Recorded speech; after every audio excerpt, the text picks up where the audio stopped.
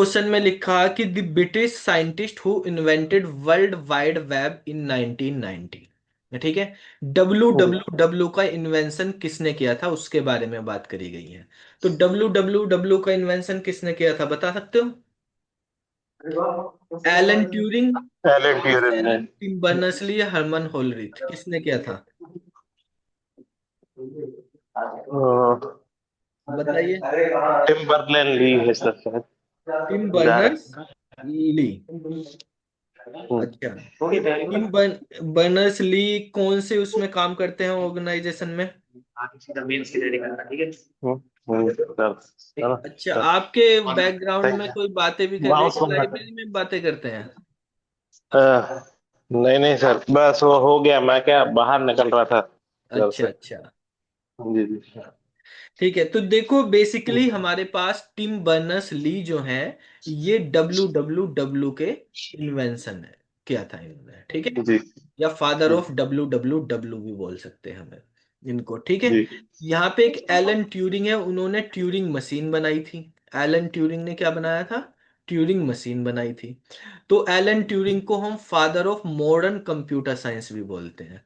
Father of modern computer science. Father of computer तो हमारे पास कौन है? वो तो चार्ल्स बेबेज हैं, लेकिन मॉडर्न कंप्यूटर साइंस के फादर एलन ट्यूरिंग है। उन्होंने ट्यूरिंग मशीन बनाई थी जिससे हम किसी मशीन की इंटेलिजेंस चेक करते हैं। ठीक है। हरमन जी सर। होलरीथ से रिलेटेड भी आ सकता है। हरमन होलरीथ ने क्या किया था? हरमन होलरीथ ने पंच कार्ड डेवलप किए थे, जो पंच कार्ड है। ठीक है।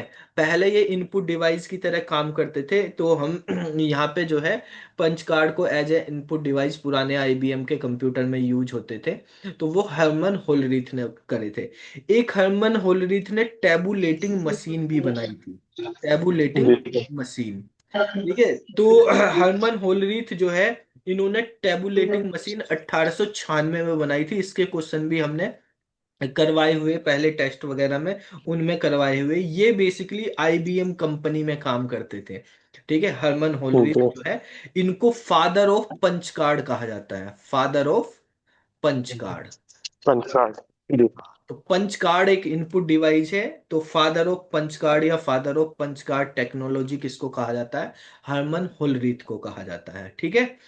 तो जी। टिम बर्नर्स ली कौन हो गए? टिम बर्नर्स ली हमारे पास फादर ऑफ इंटरनेट हो गए। W W. ठीक है। ये वो हाँ। Father of W W W होगी। अच्छा, अगर हमसे ये तो होगी हमारे पास father of W W W. ठीक है। अगर हमसे पूछा जाए कि फादर ऑफ इंटरनेट कौन है, तो फादर ऑफ इंटरनेट में क्या आएगा? फादर ऑफ इंटरनेट का नाम है विंड सर्फ। क्या है? Wind Surf. विंड सर्फ ने विंसर।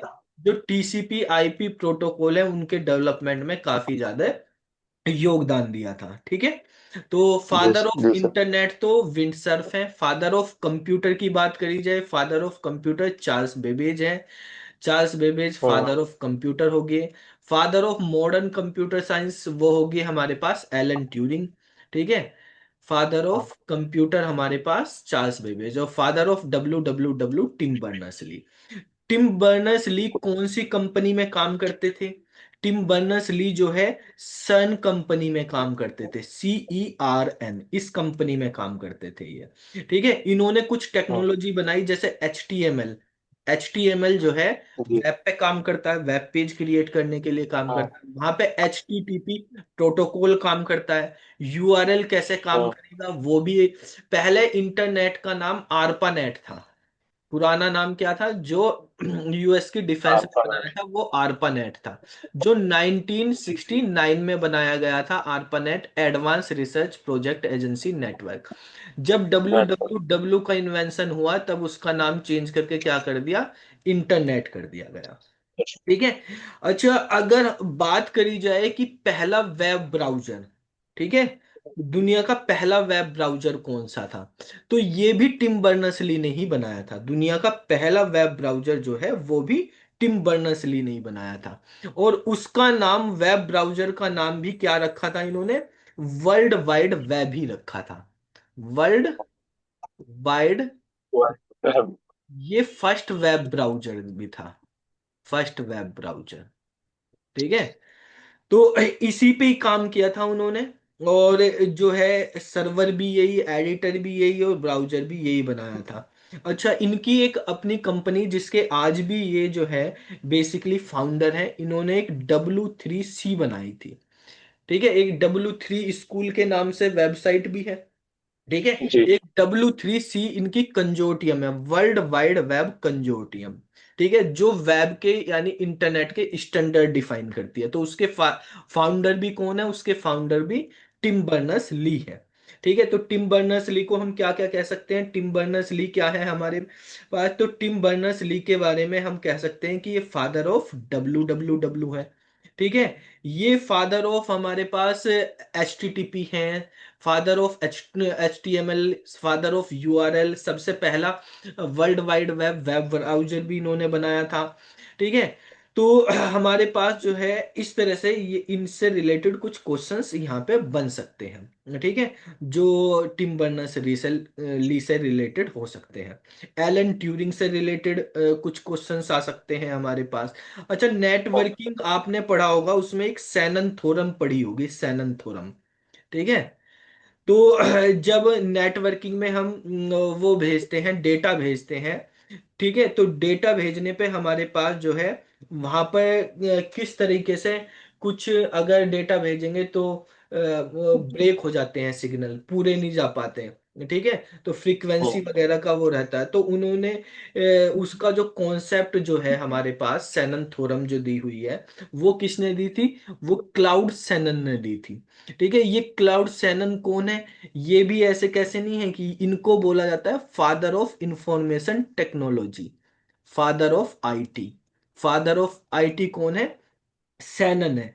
इन्होंने बेसिकली जो है, जो हम बात करते हैं बिट की, कि सबसे छोटी यूनिट क्या होती है कंप्यूटर की? बिट होती है। कंप्यूटर मेमोरी की सबसे छोटी यूनिट जो है बिट होती है। तो बिट को किसने डिफाइन किया था? सैनन ने ही किया था। सबसे छोटी यूनिट की बिट होगी। इन्होंने डिजिटल कम्युनिकेशन, जो डिजिटल कम्युनिकेशन है उसकी थ्योरी दी थी, डिजिटल कम्युनिकेशन की थ्योरी। ठीक है, एरर डिटेक्शन की थ्योरी, डेटा कंप्रेशन की थ्योरी, नेटवर्किंग पे रिलेटेड और कम्युनिकेशन पे रिलेटेड इन्होंने काम किया। ठीक है, सैनन ने। तो ये चारों चीजें हैं, ये father of modern computer science, ये father of information technology, father of WWW, father of punch card. ठीक है, तो करेक्ट आंसर हमारे पास क्या हो जाएगा? यहाँ पे करेक्ट आंसर हो जाएगा हमारे पास टिम बर्नर्स ली। ठीक है, क्वेश्चन नंबर सेकंड पे आते हैं। क्वेश्चन नंबर सेकंड जो है उसमें कहा है in the context of internet. Internet के कॉन्टेक्स्ट में आपको फुल फॉर्म बतानी आरपानेट की। आरपानेट की फुल फॉर्म क्या है? तो आरपानेट की फुल फॉर्म होती है advance research project agency network. ठीक है, ये 1969 में बना था। और किसने बनाया था? US डिफेंस वालों ने। इसका नाम जो है डार्पा नेट भी था। अगर डार्पा नेट कर दिया जाए तो आपको क्या लगाना है? बस डिफेंस लगा देना, डी मतलब डिफेंस। बाद में डी इसमें से हटा दिया गया था फिर। तो डार्पा नेट का मतलब defence advance research project agency network, और डी हटा दिया तो advance research project agency network हो जाएगा। ठीक है, इसके बाद हमारे पास नेक्स्ट क्वेश्चन पे आते हैं। नेक्स्ट क्वेश्चन, इसका आंसर हो गया फोर्थ वाला। नेक्स्ट क्वेश्चन है कि which of the following internet services is a secure connection. ठीक है, सिक्योर कनेक्शन की बात करी गई है, over the internet that allow user to connect to a private network from a remote location.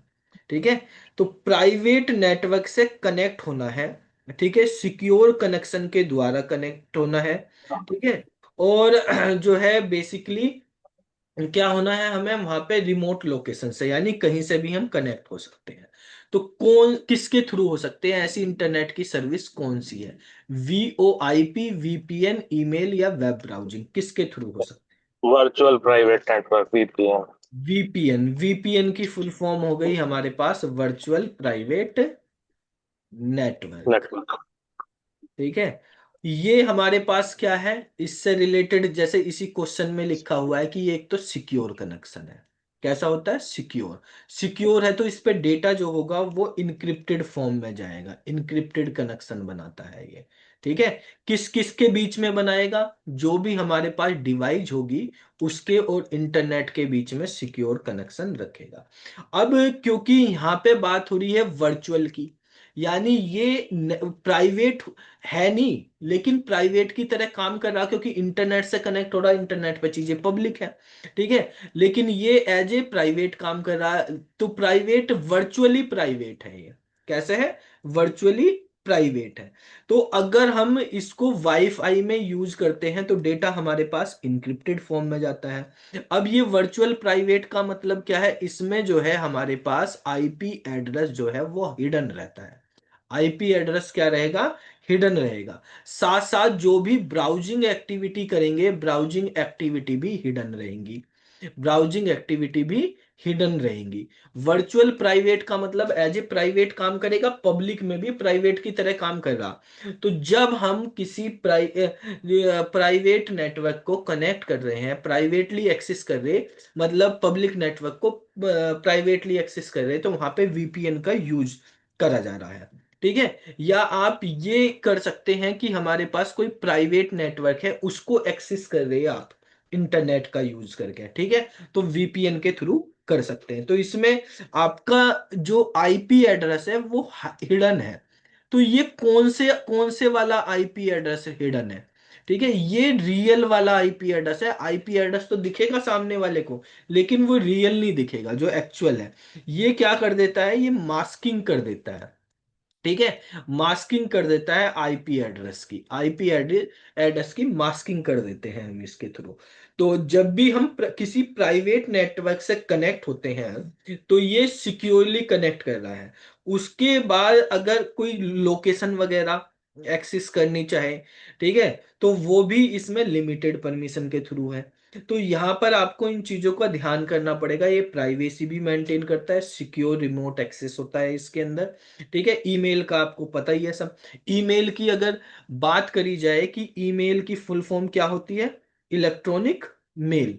अच्छा, ईमेल से रिलेटेड भी क्वेश्चंस आ जाते हैं कि आप ये बताइए कि सबसे पहला ईमेल किसने लिखा था? ठीक है। सबसे पहला ईमेल किसने लिखा था? तो कब बना था? ईमेल के फादर कौन है? बताओ भाई। पता है किसी को? अभी ये मैंने उस पे भी डाला था, टेलीग्राम पे भी, इस ईमेल से रिलेटेड क्वेश्चन। ठीक है। पवनेश। वो सर आई थिंक रे थॉमसन है शायद। हाँ, रे थॉमसन है। ठीक है। रे थॉमसन को फादर ऑफ ईमेल बोला जाता है। अच्छा, हम्म। ईमेल का इन्वेंशन कब हुआ था? ईमेल का इन्वेंशन हुआ था 1971 में। ठीक है। तो अगर हम ईमेल की बात करें, पहला ईमेल 1971 में लिखा गया था, जो नेटवर्क के थ्रू काम किया था, जिसने गया था। ठीक है। तो 1971 में। और वो किस पे चला था? वो आरपा नेट के थ्रू चला था। किसके थ्रू चला था? आरपानेट के थ्रू चला था।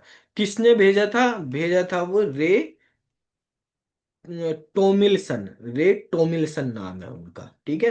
तो रे टोमिल्सन ने भेजा था। रे टोमिल्सन को जो है क्या बोला जाता है? रे टोमिल्सन को बोला जाता है फादर ऑफ ईमेल बोला जाता फादर ऑफ। हेलो। है। हाँ जी। नमस्कार सर, नमस्कार सर। नमस्कार जी। ठीक हो सर? हाँ, काफी लंबे टाइम के बाद देखी सर, मैंने सारी वीडियो देखी थी। अच्छा। तो मैं आज मैसेज करना चाह रहा था आज। अच्छा। तो वो थी ना कि मैराथन क्लास जो थी, ये हाँ। वाली जो अभी आप दिखा रहे, उसमें 5 चैप्टर हो गए थे, उसमें लगभग 250 350 थे हो गए। अच्छा। ये जो 4.5 घंटे के आसपास की थी। हाँ हाँ, एक 4 घंटे तो की थी। हाँ, वो छूट गई, उसके बाद में कुछ चैप्टर छूट गए थे। मैं सोच रहा था, मैंने कहा सर को फोन करूं, तो फिर मैंने इस वजह से फोन नहीं किया। मैंने कहा मैं फिर फास्ट स्पीड में देखूँ ना, क्योंकि मुझे दूसरे सब्जेक्ट भी तैयार करने पड़ रहे सर। हाँ, वो तो सबको करने ही पड़ते हैं, इसीलिए इसीलिए अभी अपने हाँ। बच्चों को बाकी पाइथन वगैरह की क्लास रोक रखी। बीच में शुरू करी थी कि बच्चे सब कह रहे थे कि सर 10-12 दिन जो है हम केवीएस की तैयारी कर लें, थोड़ी एनवीएस केवीएस की। यहाँ इसमें कुछ ज्यादा स्टूडेंट केवीएस में ही है सर, शायद मुझे ऐसा लग रहा है। एनिमेस में तो कमी है टीजीटी में। हाँ, केवीएस में ज्यादा है। हाँ, केवीएस में 9-10 हजार के करीब है, एनवीएस में 4500-4600 के करीब ही है सर। 4700 के आसपास है, हाँ सर, हाँ हाँ हाँ। ठीक है। चलो सर, कराओ, कंटिन्यू कराओ, ठीक है हाँ सर। हाँ।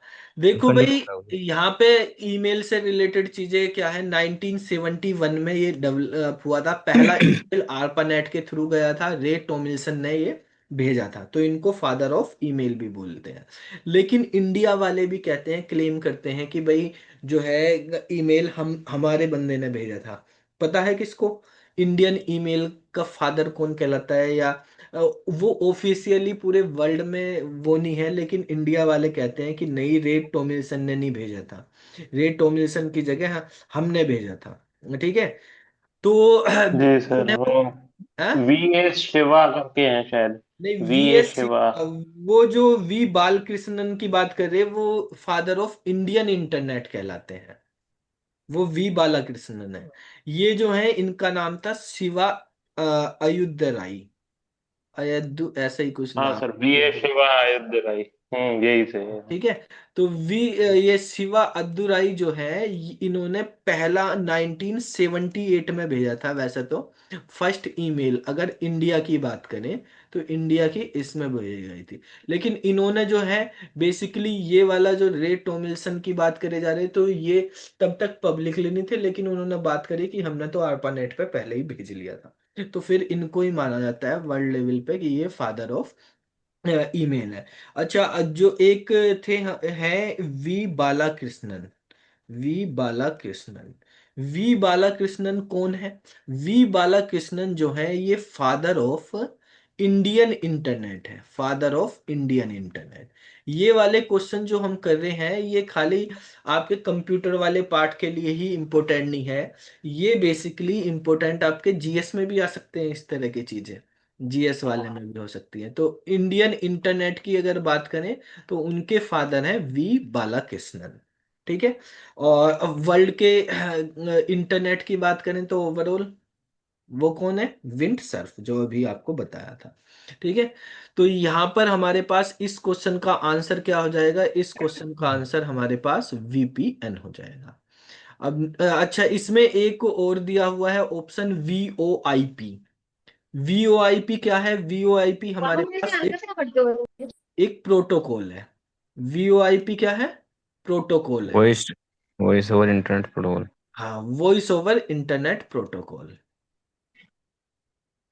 जब भी हम कोई ऑनलाइन कोई भी वो करते हैं, कम्युनिकेशन करते हैं, तो वॉइस कॉल हो रही है या वीडियो कॉल हो रही है, ठीक है, तो वो किसके थ्रू हो रही है? वॉइस कॉल या वीडियो कॉल वो हो रही है वीओआईपी के थ्रू होती है।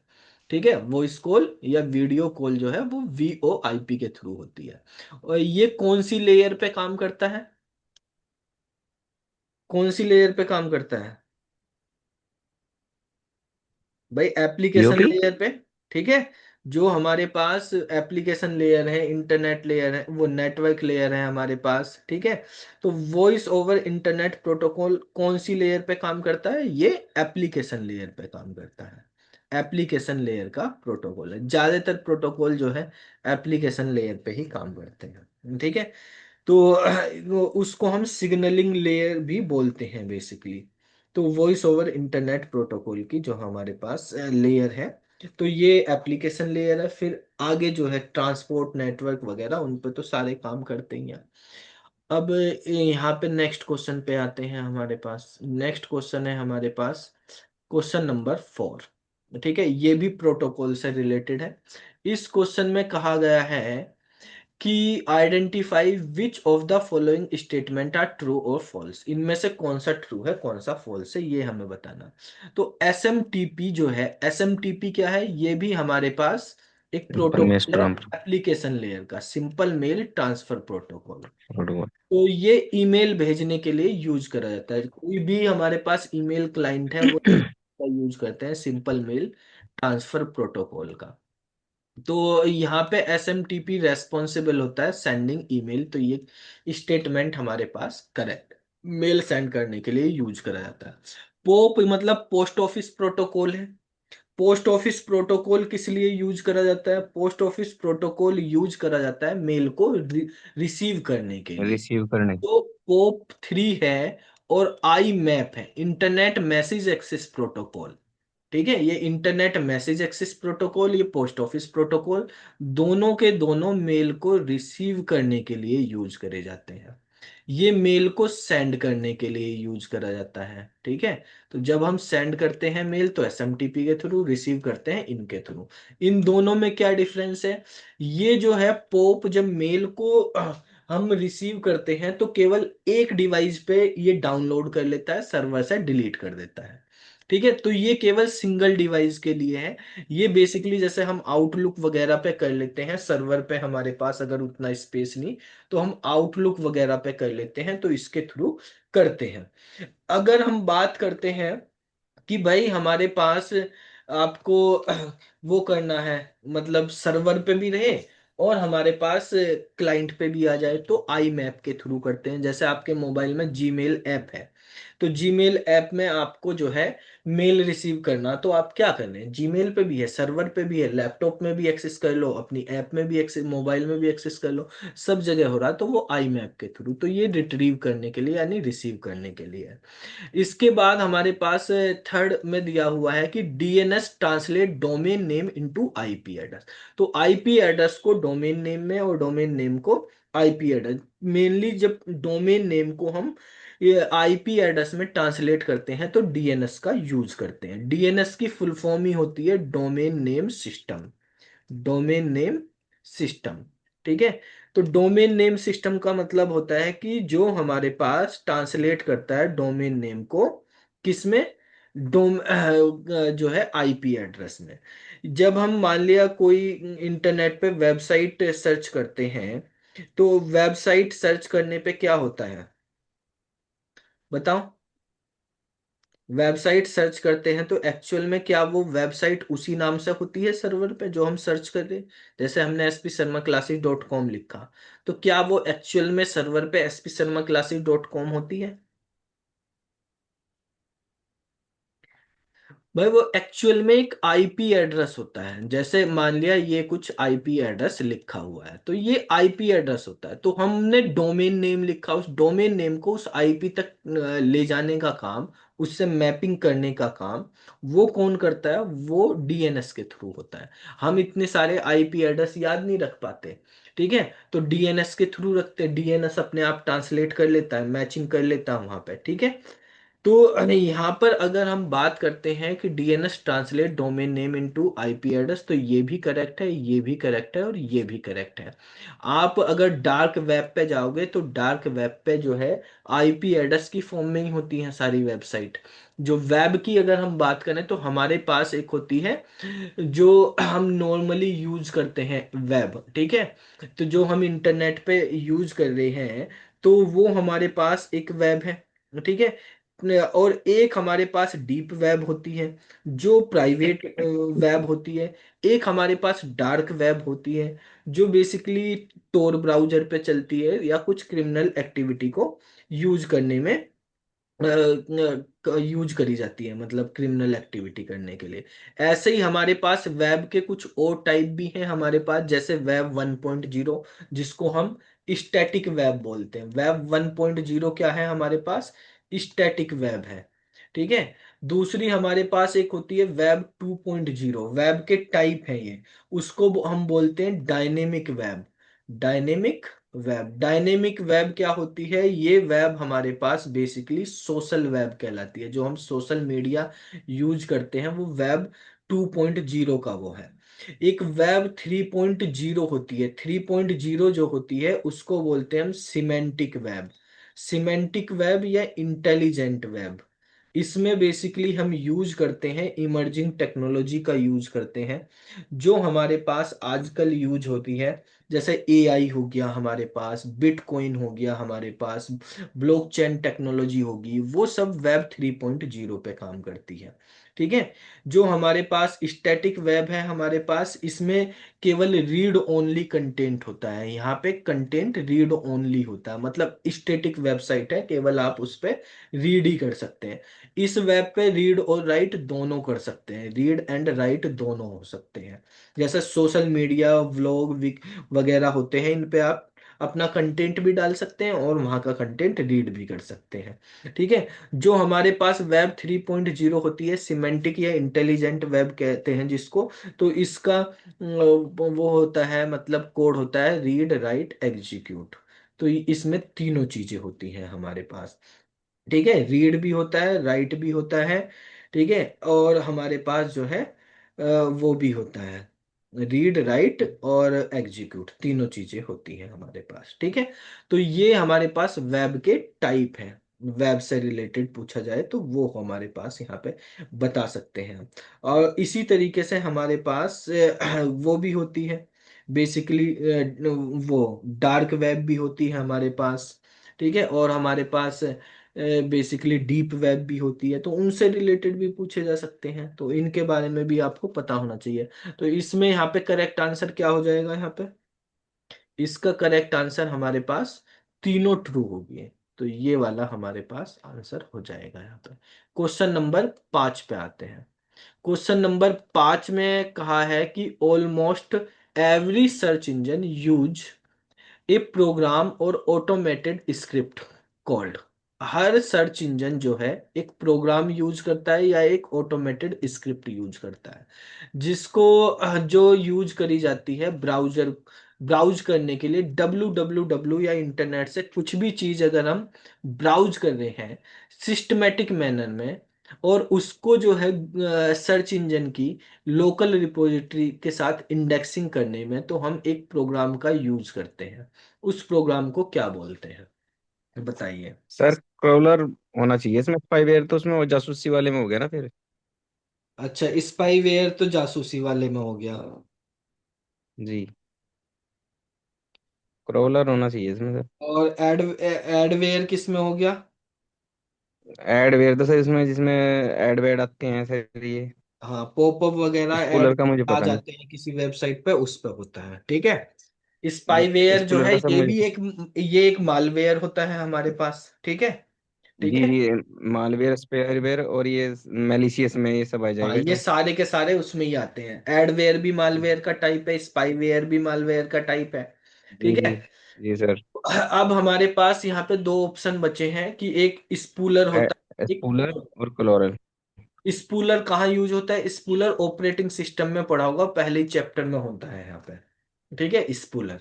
ये ठीक है। किसकी ये किसकी स्पूलर का मतलब होता है एक ऐसी मेमोरी, ठीक है, टेम्परेरी मेमोरी। जब मान लिया हमने बहुत सारे एप्लीकेशन खोली हुई, मान लिया एक मेरे पास पीडीएफ है, ठीक है, जी एक सर। मेरे पास जो है वर्ड की फाइल है, एक मेरे पास एक्सेल की फाइल है। पीडीएफ को मैंने प्रिंट की कमांड दे दी 20 पेज, इसमें 25 पेज इसमें दे दिए, इसमें भी हमारे पास 4-5 पेज बन रहे एक सीट में, वो दे दिए। सारे के सारे एक साथ मैंने प्रिंट की कमांड दे दी। अब वो डिवाइस के पास जा रही है, किस तरह से वो क्यू में लगाएगा उसको, ठीक है, और किस तरह से पूलिंग आगे। होगी सर इसका मतलब, हाँ, पूलिंग कर रहा है शायद। हाँ। तो वो हमारे पास क्या कहलाता है? स्पूलर कहलाता है, जो पूलिंग का काम ठीक। कर रहा है। मतलब जब हमारे पास किसी भी डिवाइस पे ऑपरेटिंग सिस्टम से मल्टीपल कमांड जारी क्यू में लगाने का काम ये करता है। ठीक है। तो ये एक टेम्परेरी स्टोरेज होती है, ये भी वन बाय वन जो है डेटा को भेजता है। स्पूलर की भी एक फुल फॉर्म होती है। ठीक है। इसको फुल फॉर्म भी पूछ ली जाती है बेसिकली। सिस्टमेटिक। जैसे यूपीएलटी का पेपर होगा या उनमें सेकंड में ज्यादातर वो पूछी जाती है, क्योंकि ज्यादा टेक्निकल टर्म होगी, बेसिक में इतना नहीं पूछी जाती। तो वैसे स्पूलर की फुल फॉर्म होती है हमारे पास, एस मतलब होता है यहाँ पे साइमल्टेनियस। साइमल्टेनियस। पी मतलब होता है पेरिफेरल।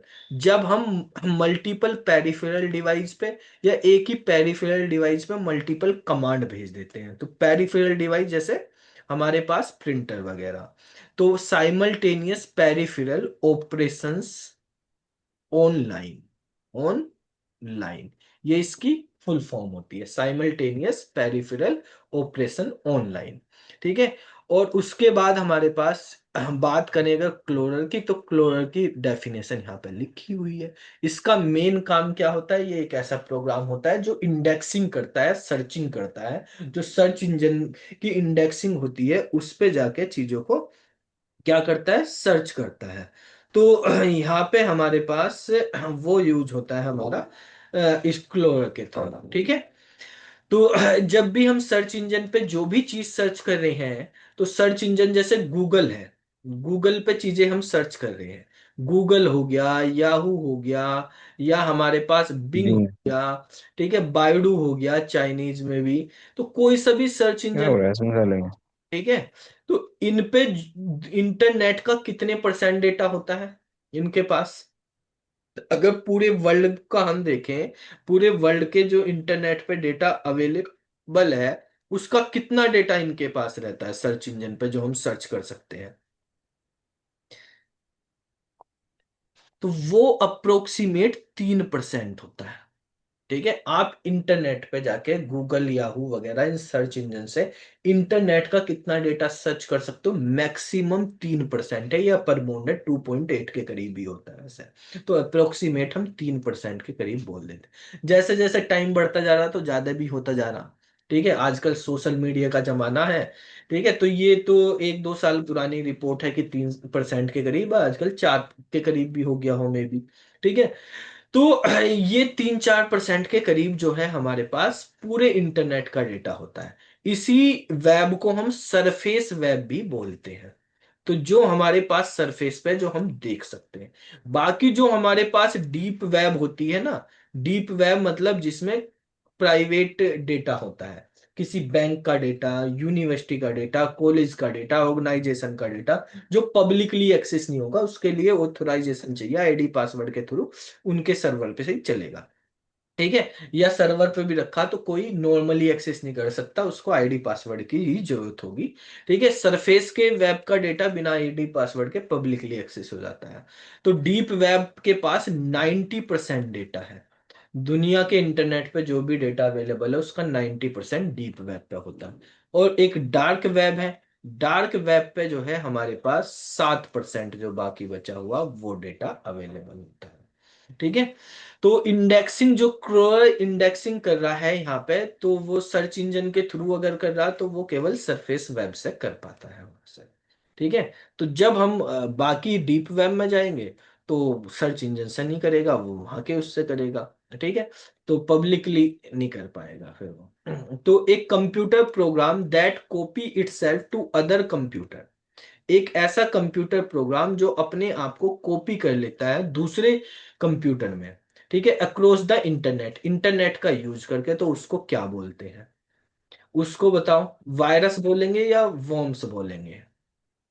देखो, जो हमारे पास वायरस होता है ये भी रेप्लिकेट होता है, ये भी रेप्लिकेट होता है। वॉर्म्स जो होता है ये भी रेप्लिकेट होता है। ठीक है, प्रोग्राम वायरस नहीं होता, उसका नाम कंप्यूटर वायरस ही है। ये टर्म सही नहीं है तो इसको तो हम हटा देते हैं। ट्रोजन हॉर्स की अगर हम बात करें, ट्रोजन हॉर्स क्या होता है। ट्रोजन हॉर्स भी हमारे पास एक मालवेयर ही है, लेकिन ये रेप्लिकेट नहीं होता है, ये रेप्लिकेट नहीं होता, यानी अपनी कॉपी नहीं बनाता है। तो ये अपनी कॉपी नहीं बनाएगा तो ये तो आंसर खत्म, क्योंकि यहाँ पे तो कह रहा वो कॉपी करनी इटसेल्फ। ठीक है, अब ये दो ऑप्शन हमारे पास बचे हैं, कंप्यूटर वायरस या वॉर्म्स। तो इनमें से क्या आंसर होगा हमारे पास।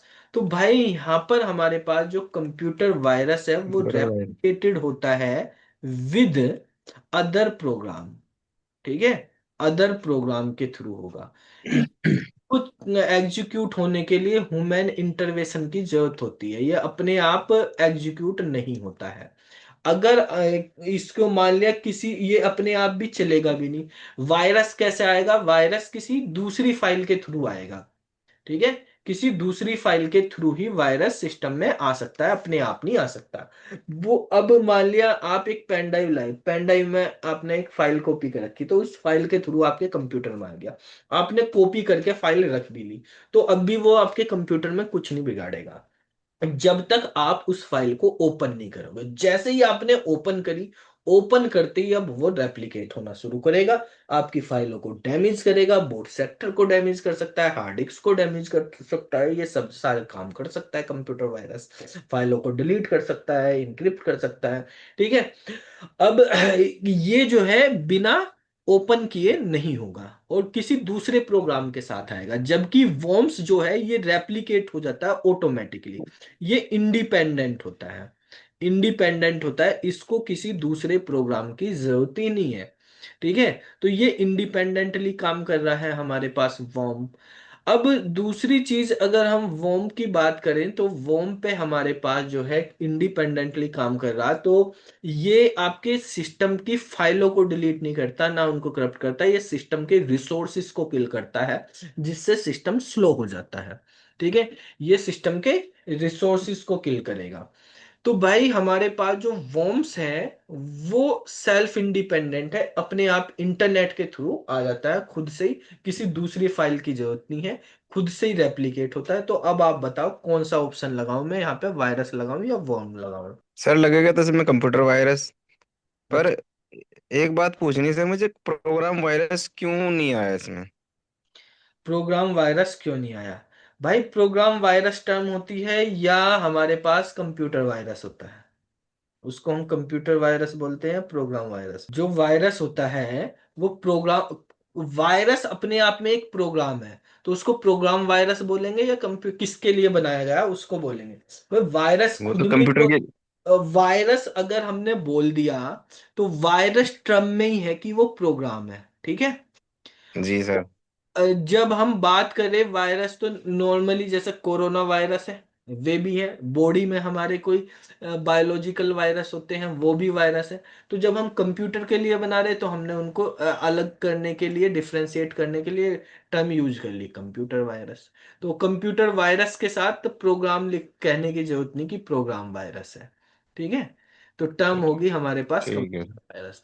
अब वायरस या वर्म्स में से क्या आंसर होना चाहिए हमारे पास? तो देखो इसने कहा कि copy itself to, copy itself हो रहा तो इसने किसी दूसरे प्रोग्राम की थ्रू नहीं कहा, यहाँ पे अक्रॉस द इंटरनेट कहा, तो इंडिपेंडेंटली अपने आप को कॉपी कर रहा वो, तो हमारे पास वो क्या होगा, वो वर्म होगा। ठीक है। अगर बात करी जाएगी कि किसी दूसरे फाइल के साथ आया है वो, ठीक है, या वो रेप्लिकेट कर रहा जब कोई दूसरी फाइल ओपन करी, तो हम वायरस टर्म लगाएंगे, नहीं तो वर्म्स लगाएंगे। ठीक है।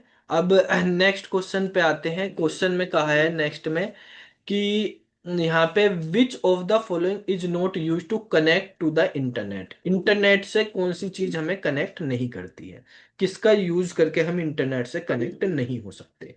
तो आईएसडीएन, आईएसडीएन जो है, अगर आपने नेटवर्किंग में पढ़ी होगी, आईएसडीएन के बारे में हम पढ़ते हैं पुराने जमाने में, आजकल तो राउटर वगैरह सारी चीजें आ गई, पहले हम आईएसडीएन का यूज करते थे। आईएसडीएन की फुल फॉर्म होती है इंटीग्रेटेड, है। इंटीग्रेटेड बिना ईयरफोन, डिजिटल, बिना ईयरफोन के चल नहीं रहा फोन। Digital net. ठीक है। टूट गई वो। इस डिजिटल नेटवर्क, तो ये बेसिकली डिजिटल कम्युनिकेशन की टेक्नोलॉजी थी। इसके थ्रू ही हमने सबसे पहले जो मोबाइल वो होते थे, टेलीफोन लाइन होती थी, टेलीफोन लाइन के through voice data, video, fax वगैरह ये भेजना शुरू करा था। ठीक है।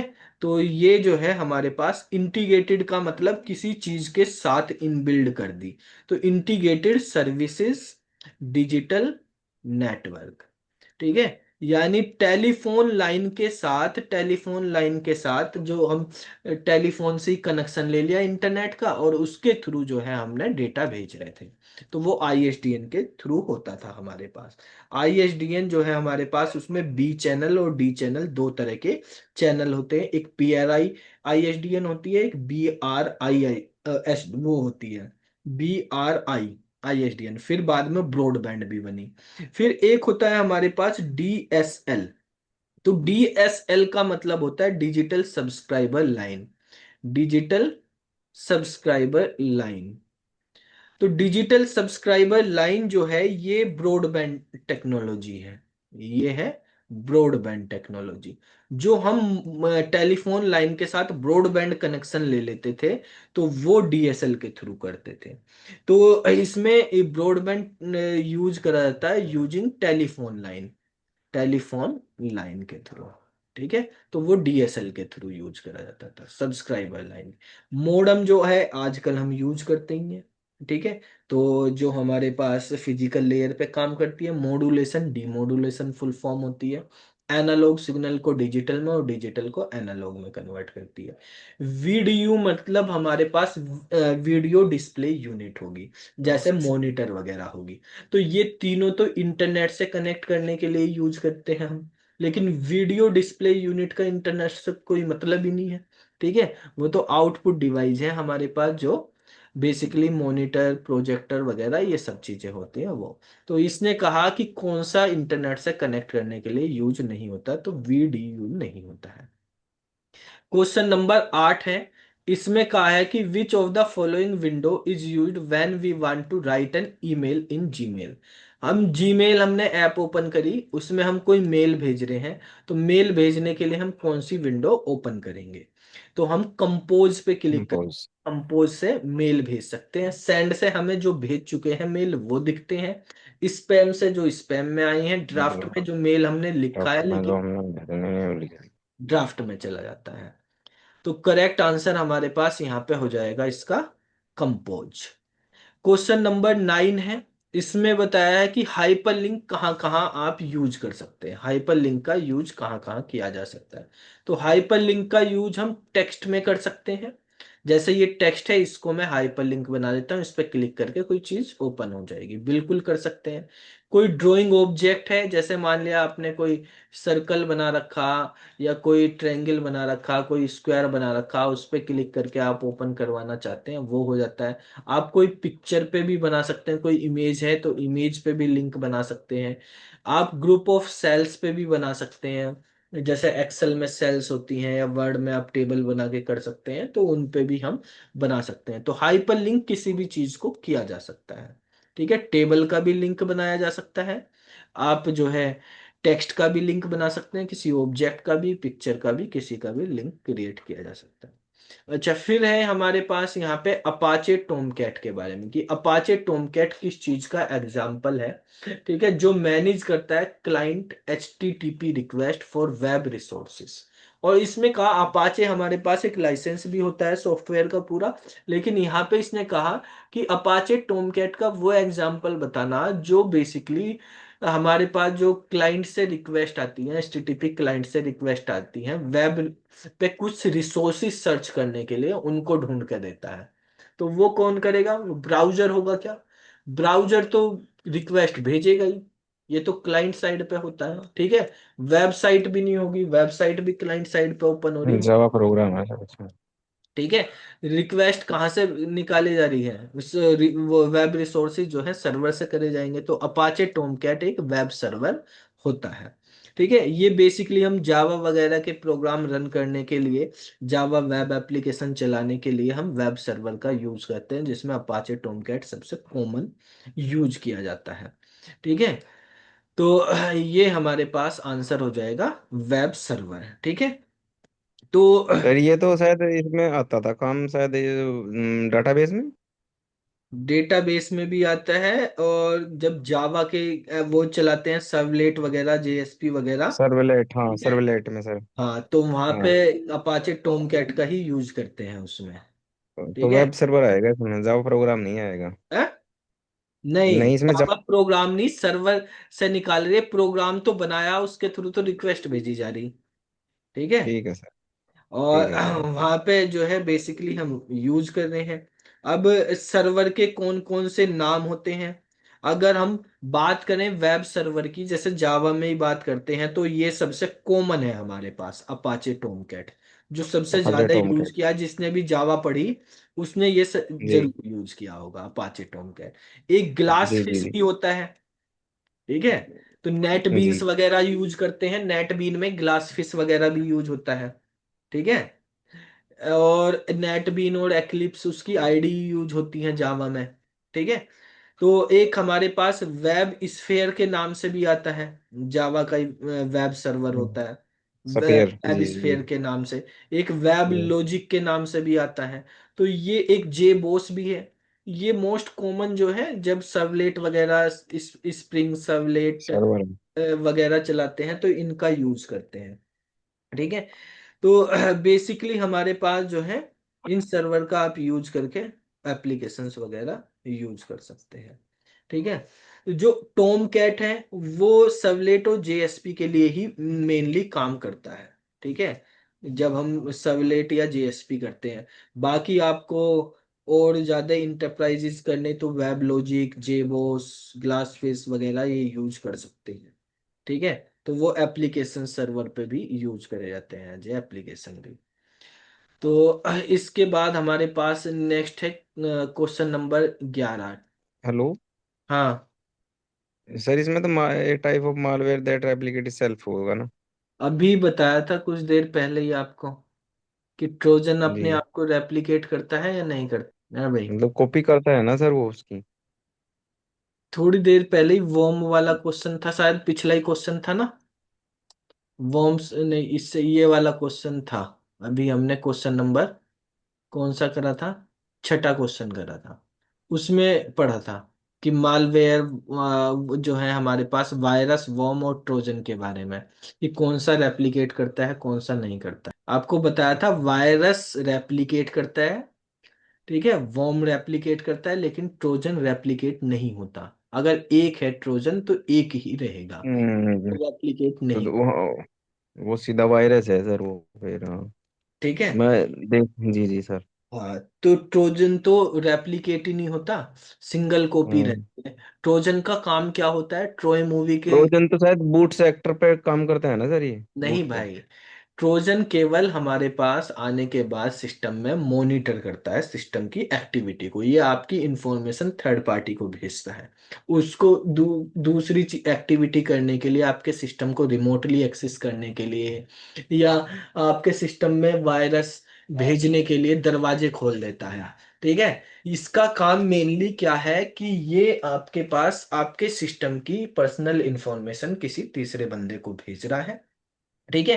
तो वो हमारे पास ट्रोजन है। ट्रोजन की एक स्टोरी भी बताई थी, ट्रोय वाली, कि एक बड़ा सा घोड़ा बनाया था लकड़ी का, उसमें सैनिक भेज दिए थे किले के अंदर से जाना था सैनिकों को। तो उन्होंने क्या करा, एक घोड़ा बनाया, उसमें 10-20 सैनिक बना दिए, और उस घोड़े को जो है एक किले के आगे खड़ा कर दिया जहां पे हमला करना था। तो वहां के सैनिकों ने देखा, भाई कहाँ से घोड़ा आ गया, ये रात को खड़ा कर दिया है, सुबह देखा तो यहाँ तो कहीं घोड़ा मिल गया। तो वे उसे महल के अंदर ले आए अपने। तो जैसे ही अंदर ले आए तो उसमें से फिर बाद में सैनिक निकल आए। ठीक है। सैनिक निकल के आए, उन्होंने गेट भी खोल दिया, अपने बाकी सैनिकों को भी अंदर बुला लिया। जिससे क्या हुआ, फिर वहां पे जो है हमला हो गया। तो सेम काम ये करता है कि भाई आपका सिस्टम है, सिक्योर है, आपके सिस्टम में सारी चीजें लॉक है। अब आपके सिस्टम में ट्रोजन आ गया। अब ट्रोजन आपके सिस्टम की सारी चीजों को देख रहा है, सारी चीजों की एक्टिविटी, ये इंफॉर्मेशन जिसने भेजी थर्ड पार्टी में, उस जो इसको कंट्रोल कर रहा उसके पास भेज रहा। फिर ये इसके कुछ देखेगा कौन सी चीज ऐसी है जिसको ब्रेक किया जा सकता है, उनको ब्रेक करके वहां से कह देगा यहाँ से वायरस भेज दो, कोई रास्ते ढूंढ लेगा। तो वो इंफॉर्मेशन थर्ड पार्टी को जा रही, वो देख के वहां से भेज सकता है। तो ये एक ऐसा प्रोग्राम है जो लगता तो है सेफ कि कुछ नहीं कर रहा, ये आपके सिस्टम में आ गया, ना तो फाइल डिलीट कर रहा, ना सिस्टम स्लो कर रहा, आपको पता ही नहीं चलेगा मेरे सिस्टम में ट्रोजन है। बस ये आपके सिस्टम की इंफॉर्मेशन भेज रहा कहीं को, तो उसके थ्रू डैमेज कर सकता है सिस्टम को। तो ये एक ऐसा प्रोग्राम है जो लगता तो है सही है, इसमें कोई खराबी नहीं है, नॉर्मल है, ठीक है, लेकिन डैमेज कर देगा सिस्टम को। ठीक है। तो ये हमारे पास आंसर हो जाएगा इसका, सी वाला। उसके बाद क्वेश्चन नंबर 12 है। क्वेश्चन नंबर 12 में कहा है कि a result of computer virus can not lead. Computer virus क्या नहीं कर सकता इनमें से, वो बताने हैं। तो कंप्यूटर वायरस फाइलों को डिलीट कर सकता है क्या, बिल्कुल कर सकता है। मदरबोर्ड को क्रैश कर सकता है क्या, मदरबोर्ड को क्रैश कंप्यूटर वायरस नहीं। कर सकता। ठीक है। प्रोग्राम को करप्ट कर सकता है, डिस्क को क्रैश कर सकता है, लेकिन डिस्क मदरबोर्ड को क्रैश नहीं कर। मदरबोर्ड हो सकता। ठीक है। तो वो तो मदरबोर्ड तो हमारे पास क्या है, मदरबोर्ड तो हमारे पास उसमें तो कोई वो ही नहीं आता, वो तो एक सर्किट बोर्ड है। ठीक है। वो सर्किट जिससे, बोर्ड है हाँ, हार्ड। जिस पे बाकी वो डिवाइसेज रहती हैं। डिस्क जो है उसको क्रैश इसलिए कर सकता है क्योंकि उसमें फाइलें आती रहती हैं, और फाइलों में जो है वायरस आ जाता है। ठीक है, तो यहाँ पे आंसर बी वाला हो जाएगा। Which of the following worm use to message hacked by Chinese.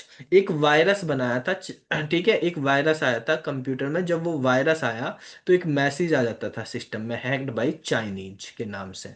ठीक है, तो ये किसने बनाया था? जैसे कुछ वायरस के नाम है, जैसे एक आई लव यू वायरस, ठीक होता है। आई लव यू वायरस था जो बेसिकली उस पे दिया गया था वैलेंटाइन डे पे, एक मेल के थ्रू आया था ये। ठीक है, मेल आता था, एक टेक्स्ट फाइल, उसको ओपन करते थे तो वहां पे आई लव यू लिखा आ जाता था, और सिस्टम आपका हैक। ठीक है, तो ये मतलब सिस्टम में वायरस आ गया, फाइलें डिलीट होती रहती थी। तो ये आई लव यू वायरस था। ऐसे ही एक इंडिया का जो वायरस था, जोशी वायरस। ठीक है, तो जोशी वायरस क्या था? जोशी वायरस में हैप्पी बर्थडे जोशी लिखा आ जाता था। ठीक है, हैप्पी बर्थडे वो बूट सेक्टर को करता था। ये हैप्पी बर्थडे जोशी जो लिखा आता था, ये आते ही आपके सिस्टम के बूट सेक्टर को डैमेज करता था, जिससे अब सिस्टम रीस्टार्ट होने लगता था। जैसे ही बंद होगा तो ओपन ही नहीं होएगा, बस हैप्पी बर्थडे जोशी लिखा आएगा। तो ये बूट सेक्टर में यूज किया जाता था। ऐसे ही हमारे पास ये वाला वायरस है, इस पे हैक्ड बाई चाइनीज लिखा आ जाता था। तो इस वायरस का नाम था code red virus.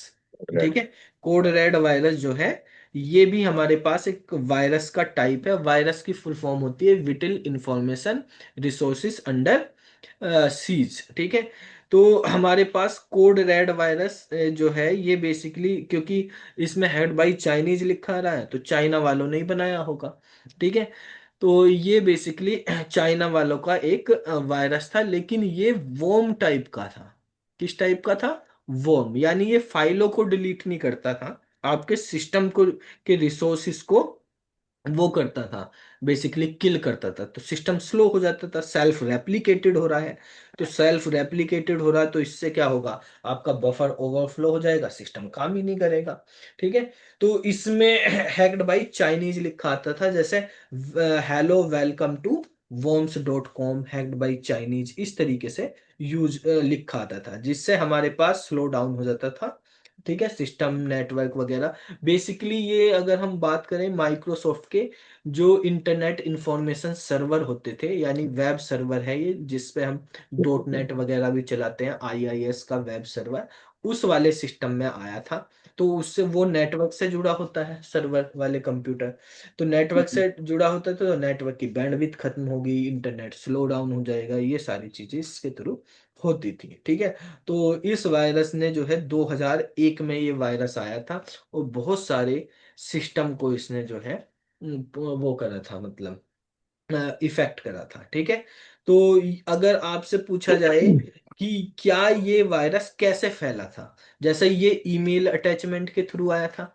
Email attachment और वर्ड की फाइल के थ्रू, वो टेक्स्ट फाइल के थ्रू आता था। जोशी वायरस वर्ड की फाइल के थ्रू आया था, एमएस वर्ड की फाइल के थ्रू। ठीक है, वायरस है तो किसी ना किसी के थ्रू आएगा। ये भाई इसमें आपसे पूछ लिया गया, ये बताओ कि ये ईमेल के थ्रू आया था या वर्ड की फाइल के थ्रू आया था? ठीक है, तो क्या लगाओगे आप आंसर? बताओ।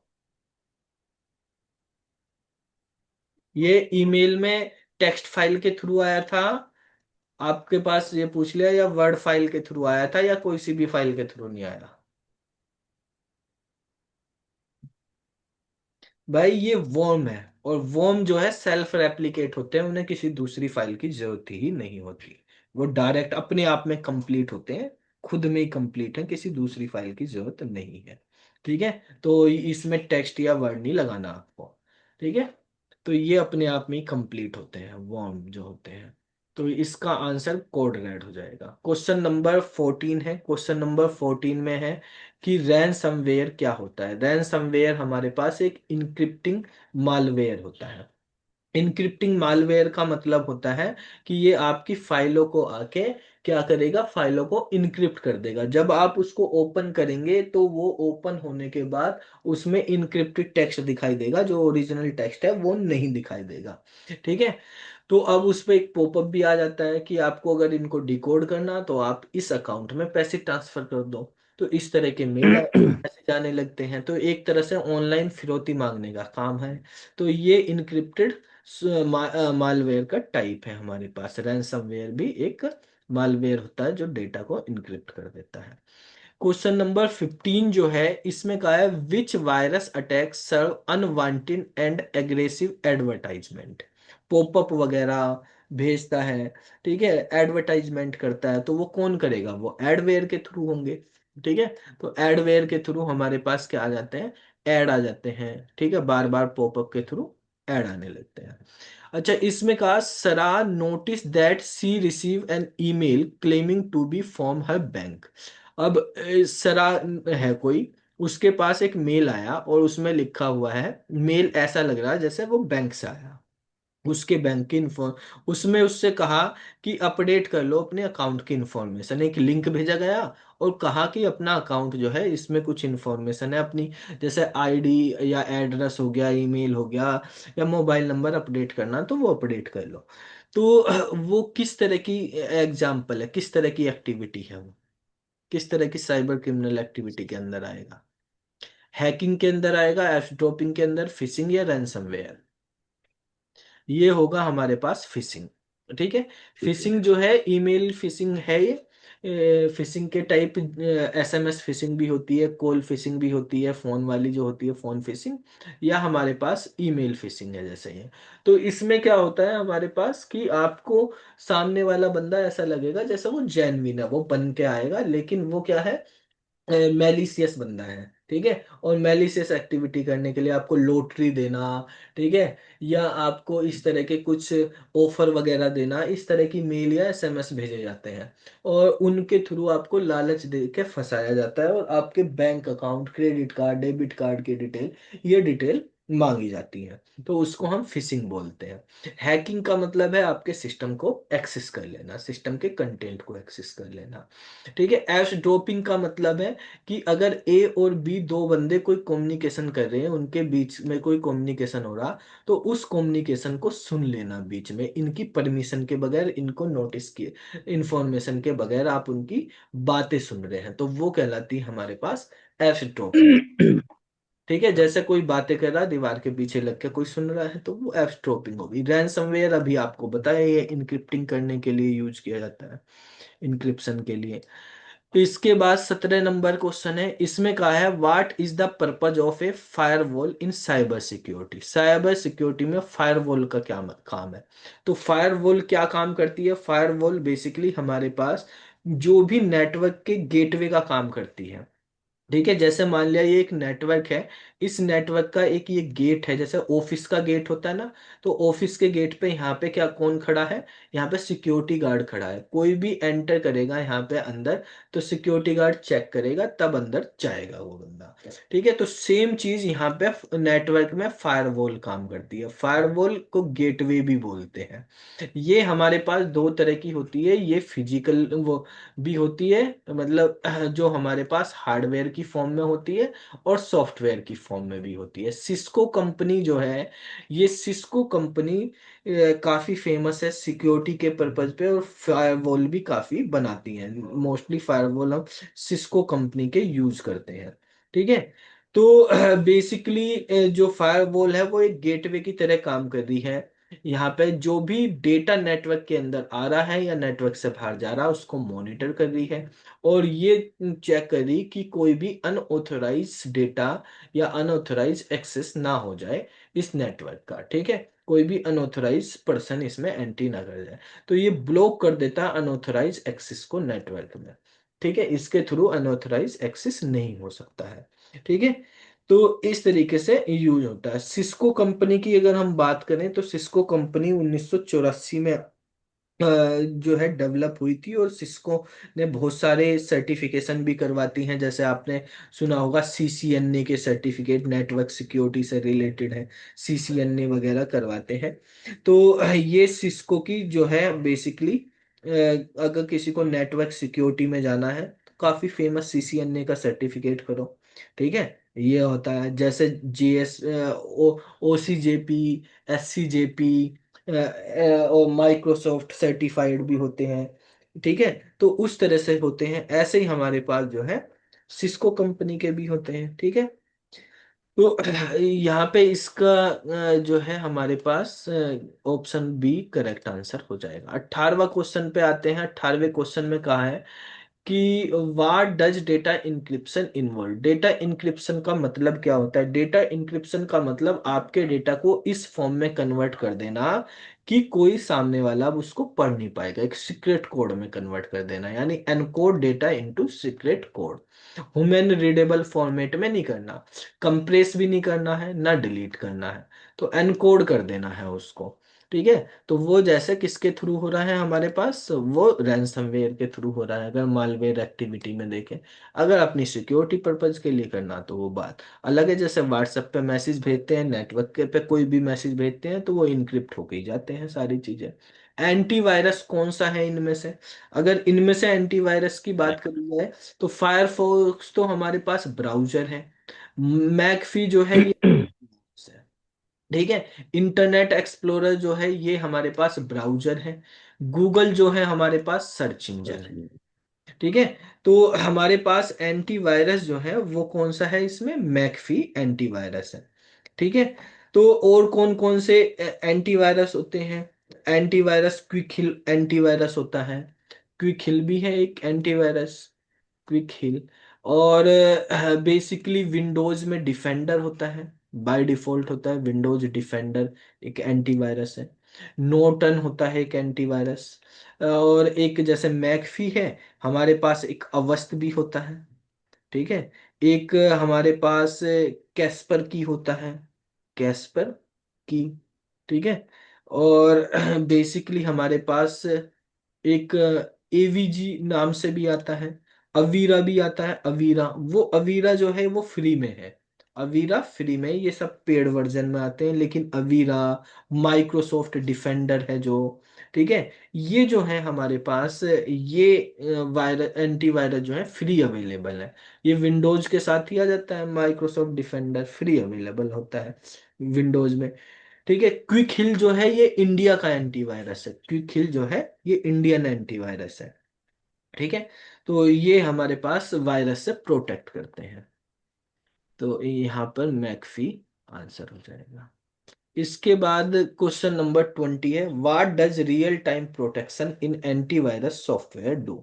एंटीवायरस सॉफ्टवेयर रियल टाइम में किस चीज की प्रोटेक्शन करते हैं?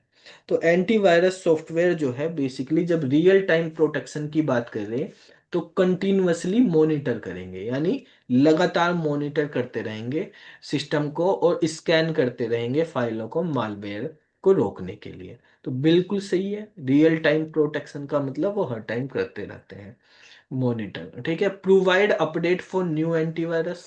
ठीक है, scan file only manual initiative, जब हम करना चाहें तभी स्कैन करें। और यहाँ पे कह रहा हूँ कंटिन्यूअसली कर रहे तो रियल तो कंटिन्यूअस होगा।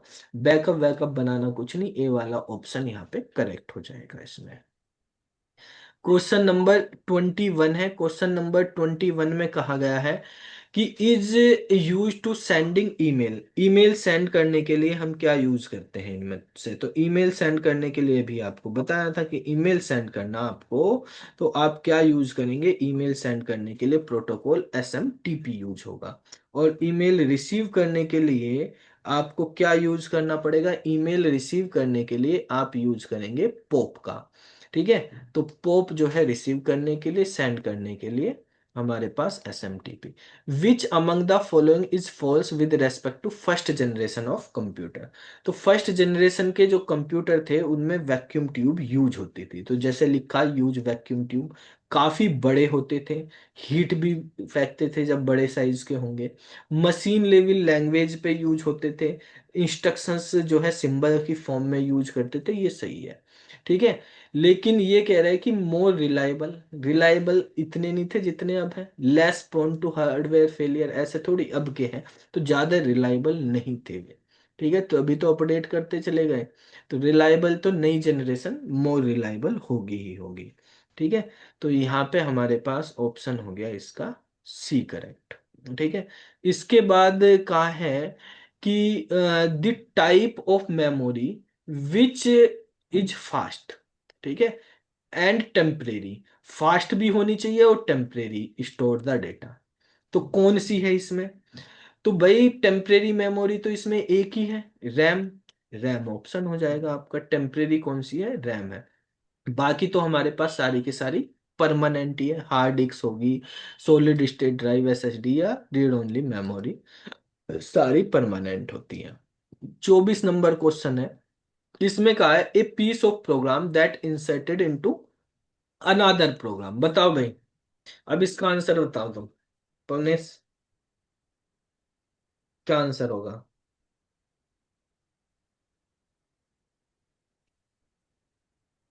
कहाँ गए? एक पीस।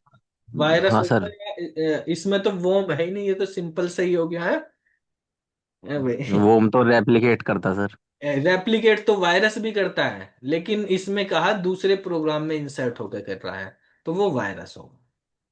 ठीक है, अच्छा, ठीक तो है सर। वोम किसी दूसरे प्रोग्राम में नहीं होगा। ठीक।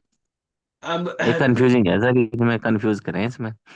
वायरस हाँ और मोम जी, में पढ़ने दोनों। भाई ये आते भी हैं। पिछले साल का यूपीएलटी का पिछला पेपर भी देखना, उससे भी इसमें क्वेश्चन आए हुए हैं। Microsoft window is a type of operating software. किस तरह का सॉफ्टवेयर है विंडोज? विंडोज एक ऑपरेटिंग सिस्टम है। ठीक है, तो ये फ्री अवेलेबल होता है क्या? नहीं, फ्री तो नहीं है, पैसे में आता नहीं है। ये ये तो गलत है। शेयरवेयर है कि मैंने खरीदा तुमको भी भेज दिया, तो ऐसा भी नहीं होता। ठीक है, डिस्क डीफ्रैगमेंटर। डीफ्रैगमेंटर तो अलग सॉफ्टवेयर होता फ्रेगमेंट नहीं होना है, है, प्रोप्राइटरी। प्रोप्राइटरी सॉफ्टवेयर है, माइक्रोसॉफ्ट कंपनी के नाम से चलता है। ठीक है, क्वेश्चन नंबर 26 पे आते हैं। इसमें कहा है कि communication over mobile phone is an example of which type of communication. तो कम्युनिकेशन हमारे पास तीन तरह के नॉर्मली हम यूज करते हैं, सिंप्लेक्स, हाफ डुप्लेक्स और फुल डुप्लेक्स। डबल डुप्लेक्स तो होता ही नहीं है। सिंप्लेक्स का मतलब है हमारे पास one way one side. Communication. Half duplex का मतलब है टू वे कम्युनिकेशन, लेकिन at a time one way. Single. At a time जो है वन वे होगा। और जो फुल डुप्लेक्स का मतलब है two way communication at a time. ठीक है, तो मोबाइल फोन से जब आप बात करते हैं तो एट ए टाइम दोनों साइड बात कर सकते हैं। ठीक है, तो वो हमारे पास फुल डुप्लेक्स की कैटेगरी में आता है। ठीक है, आप रेडियो देख रहे, टेलीविजन देख रहे, तो वो वन वे है। माउस है, कीबोर्ड है, मॉनिटर है, तो एक ही काम कर रहे हैं, या तो इनपुट का या आउटपुट का, तो वो सिंप्लेक्स में आ गया। ठीक है, और video conferencing sir. Video conferencing तो टू वे होगी। ठीक है, हाँ, ये फुल अभी डुप्लेक्स हमारे में आएगी पास ना। मीटिंग चल रही, ये भी टू वे है। ठीक है, जी सर। तो हाफ डुप्लेक्स। कम्युनिकेशन कम्युनिकेशन भी इसी में आएगा। हाँ, तो हाफ वे में वॉकी टॉकी हो गया, जैसे वो हो गया, रेलवे ट्रैक हो हम्म। गए, वो बन जाते हैं, वो हाफ वे में काम करते हैं। जी अच्छा, 27 नंबर क्वेश्चन में कहा है कि identify the type of cyber threat that compromise a device like phone और टैबलेट टू इंस्टॉल मालवेयर। एक ऐसा साइबर थ्रेट के बारे में आपको बताना है जो बेसिकली आपके फोन में या टैबलेट में आ गया on the device which seem to be useful software, लेकिन लग रहा है तो साइबर थ्रेट, लेकिन लग रहा है आपको यूजफुल। ठीक है, तो आपने उस पर कोई एक्शन ही नहीं लिया, तो कौन सा होगा इनमें से? अब ये कह रहा है कि साइबर थ्रेट बताना उसको कौन सा है। आपने इंस्टॉल भी कर लिया, वो इंस्टॉल करा मालवेयर। ठीक है, तो इंस्टॉल कौन सा हो सकता है इनमें से आपके सिस्टम में? क्या स्पूफिंग इंस्टॉल होती है या फिशिंग होती है या हैकिंग? नहीं, ट्रोजन हॉर्स होता है। ठीक है, तो ट्रोजन हॉर्स एक सिस्टम में आ जाता है, वही लगता सही है और लेकिन होता क्या है, इलीगल होता है, साइबर क्राइम के लिए यूज किया जाता है। तो वो हमारे पास ट्रोजन हॉर्स होगा। फिशिंग के बारे में, हैकिंग के बारे में आपको अभी बताया ही था क्या होती है। एक वर्ड है यहाँ पे, स्पूफिंग करना। तो स्पूफिंग क्या है? ये भी हमारे पास एक साइबर एक्टिविटी है। ठीक है, साइबर क्राइम से रिलेटेड ये साइबर क्रिमिनल यूज करते हैं स्पूफिंग। तो स्पूफिंग साइबर अटैक की एक टेक्निक होती है, जिसमें क्या करा जाता है हमारे पास, जैसे ईमेल स्पूफिंग बना दी। ठीक है, जैसे फिशिंग में हम करते हैं, या आईपी स्पूफिंग कर दी, या डीएनएस स्पूफिंग कर दी जिसको कैश पॉइजनिंग बोलते हैं, या वेबसाइट बना दी। मतलब आपने जैसे वेबसाइट स्पूफिंग की ही बात कर लें हम, मान लिया एक वेबसाइट है हमारी, तो आप उस पर रोज मान लिया आते हो, तो किसी ने आपको ट्रैक करा यार ये बंदा रोज इस वेबसाइट को खोलता है, तो बिल्कुल डुप्लीकेट ऐसी ही वेबसाइट बना दी। हमारी वेबसाइट spsharmaclasses.com है, उसने spsharmaclasses.in कर दी, कोई ऑफर वॉफर लगा के आपको भेज दिया लिंक कि इस पे कर लो, और आपकी इंफॉर्मेशन निकाल ली।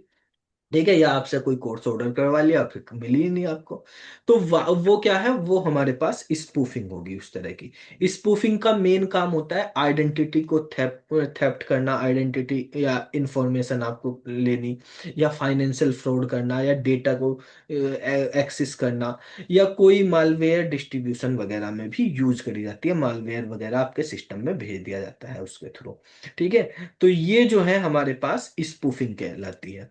तो जो हमारे पास फिशिंग अटैक होते हैं, फिशिंग अटैक में ईमेल स्पूफिंग करी जाती है। ठीक है, तो फिशिंग जो है हमारे पास वो ईमेल स्पूफिंग का एक टाइप है। ठीक है, तो हमारे पास यहाँ पे तो सॉफ्टवेयर के बारे में, प्रोग्राम के बारे में पूछा हुआ है।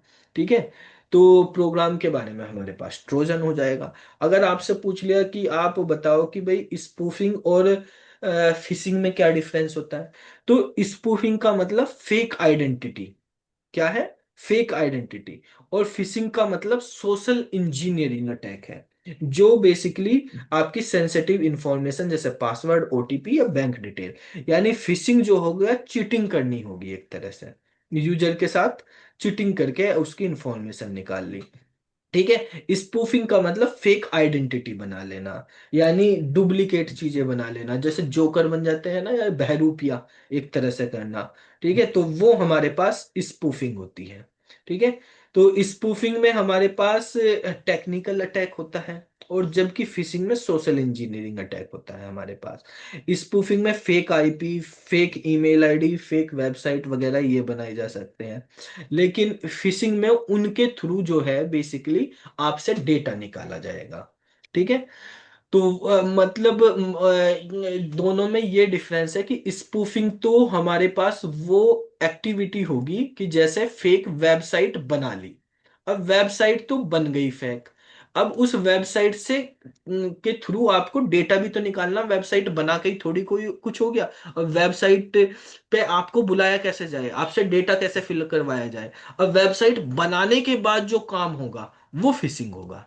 ठीक है, यानी आपको जाल में फंसा के उस वेबसाइट तक लाना, फेक वेबसाइट तक लिंक के थ्रू कैसे भी वहां पे आपकी इंफॉर्मेशन फिल करवानी, वो इंफॉर्मेशन लेके वो कलेक्ट करनी, वो सब फिशिंग का पार्ट है। तो पहले स्पूफिंग करी जाती है, उसके बाद फिर फिशिंग करी जाती है, तो तब कंप्लीट होता है टास्क। ठीक है, तो क्रिमिनल्स का, तो यहाँ पे ट्रोजन हॉर्स इसका आंसर है। 28वां है कि ईमेल कब क्रिएट हुआ, तो पहले क्वेश्चन में हमने वहां पे बता दिया था शुरू में ईमेल के बारे में, राइट। में कि 1971 में रे टॉमिल्सन ने किया था। क्वेश्चन नंबर नेक्स्ट पे आते हैं 29 में। 29 में कहा Melissa virus was spread through the, Melissa virus किसके द्वारा आया था, तो ये मेलिसा वायरस जो है ये हमारे पास ये भी वर्ड की फाइल में आया था। वर्ड की फाइल में एक वायरस और बताया था आपको, कौन सा वायरस था वर्ड की फाइल में, जब वायरस के बारे में बताया था, तो जोशी वायरस जो बताया था वो भी वर्ड की फाइल में ही आया था, माइक्रोसॉफ्ट वर्ड की फाइल में। ठीक है, जो हमारे पास जोशी वायरस था, ऐसा ही ये मेलिसा वायरस है। ये जो मेलिसा वायरस है ये भी माइक्रोसॉफ्ट वर्ड की फाइल के थ्रू आया था। ये 1999 ईमेल अटैचमेंट के थ्रू आया था, और अटैचमेंट में कौन सी फाइल थी हमारे पास, वर्ड की, एमएस वर्ड की फाइल के थ्रू था। ये एक मैक्रो टाइप का वायरस है। कैसा वायरस है, मैक्रो वायरस। ठीक है, तो माइक्रोसॉफ्ट वर्ड, आउटलुक वगैरह उनके थ्रू ये वायरस आया था।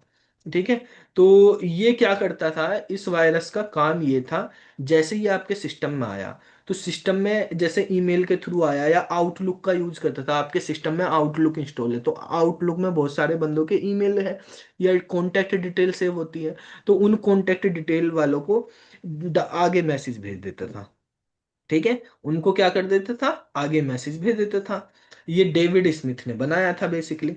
तो मतलब एक तरह से ये समझ लो कि मान लिया जैसे आपके फोन में कोई वायरस आ गया, तो फोन में आपके बहुत सारे बंदों बंदों के वो हैं, नंबर है, तो उन नंबर को उठाएगा और व्हाट्सएप पे कोई भी मैसेज अपने आप भेजता रहेगा। तो उस तरह के वायरस था ये, ठीक है, उनको आपकी बिना परमिशन के। तो ऐसे वायरस को हम मेलिसा वायरस या मैक्रो वायरस बोलते हैं। तो ये माइक्रोसॉफ्ट वर्ड और आउटलुक उनके कॉम्बिनेशन से काम करता था। इसके बाद क्वेश्चन नंबर 30 है। इसमें कहा है कि which type of printer is commonly used for producing high quality colour print. कौन सा प्रिंटर इसमें हाई क्वालिटी कलर प्रिंट, जैसे आप, इसने कहा ग्राफिक डिजाइन में या प्रोफेशनल प्रेजेंटेशन में यूज कर, जैसे मान लिया आप फोटोग्राफर के पास ही जाते हैं, फोटो खिंचवाते हैं, अपना फोटो निकाल कर वो प्रिंट निकाल के देता है, तो कौन सा प्रिंटर यूज करता है, बताओ,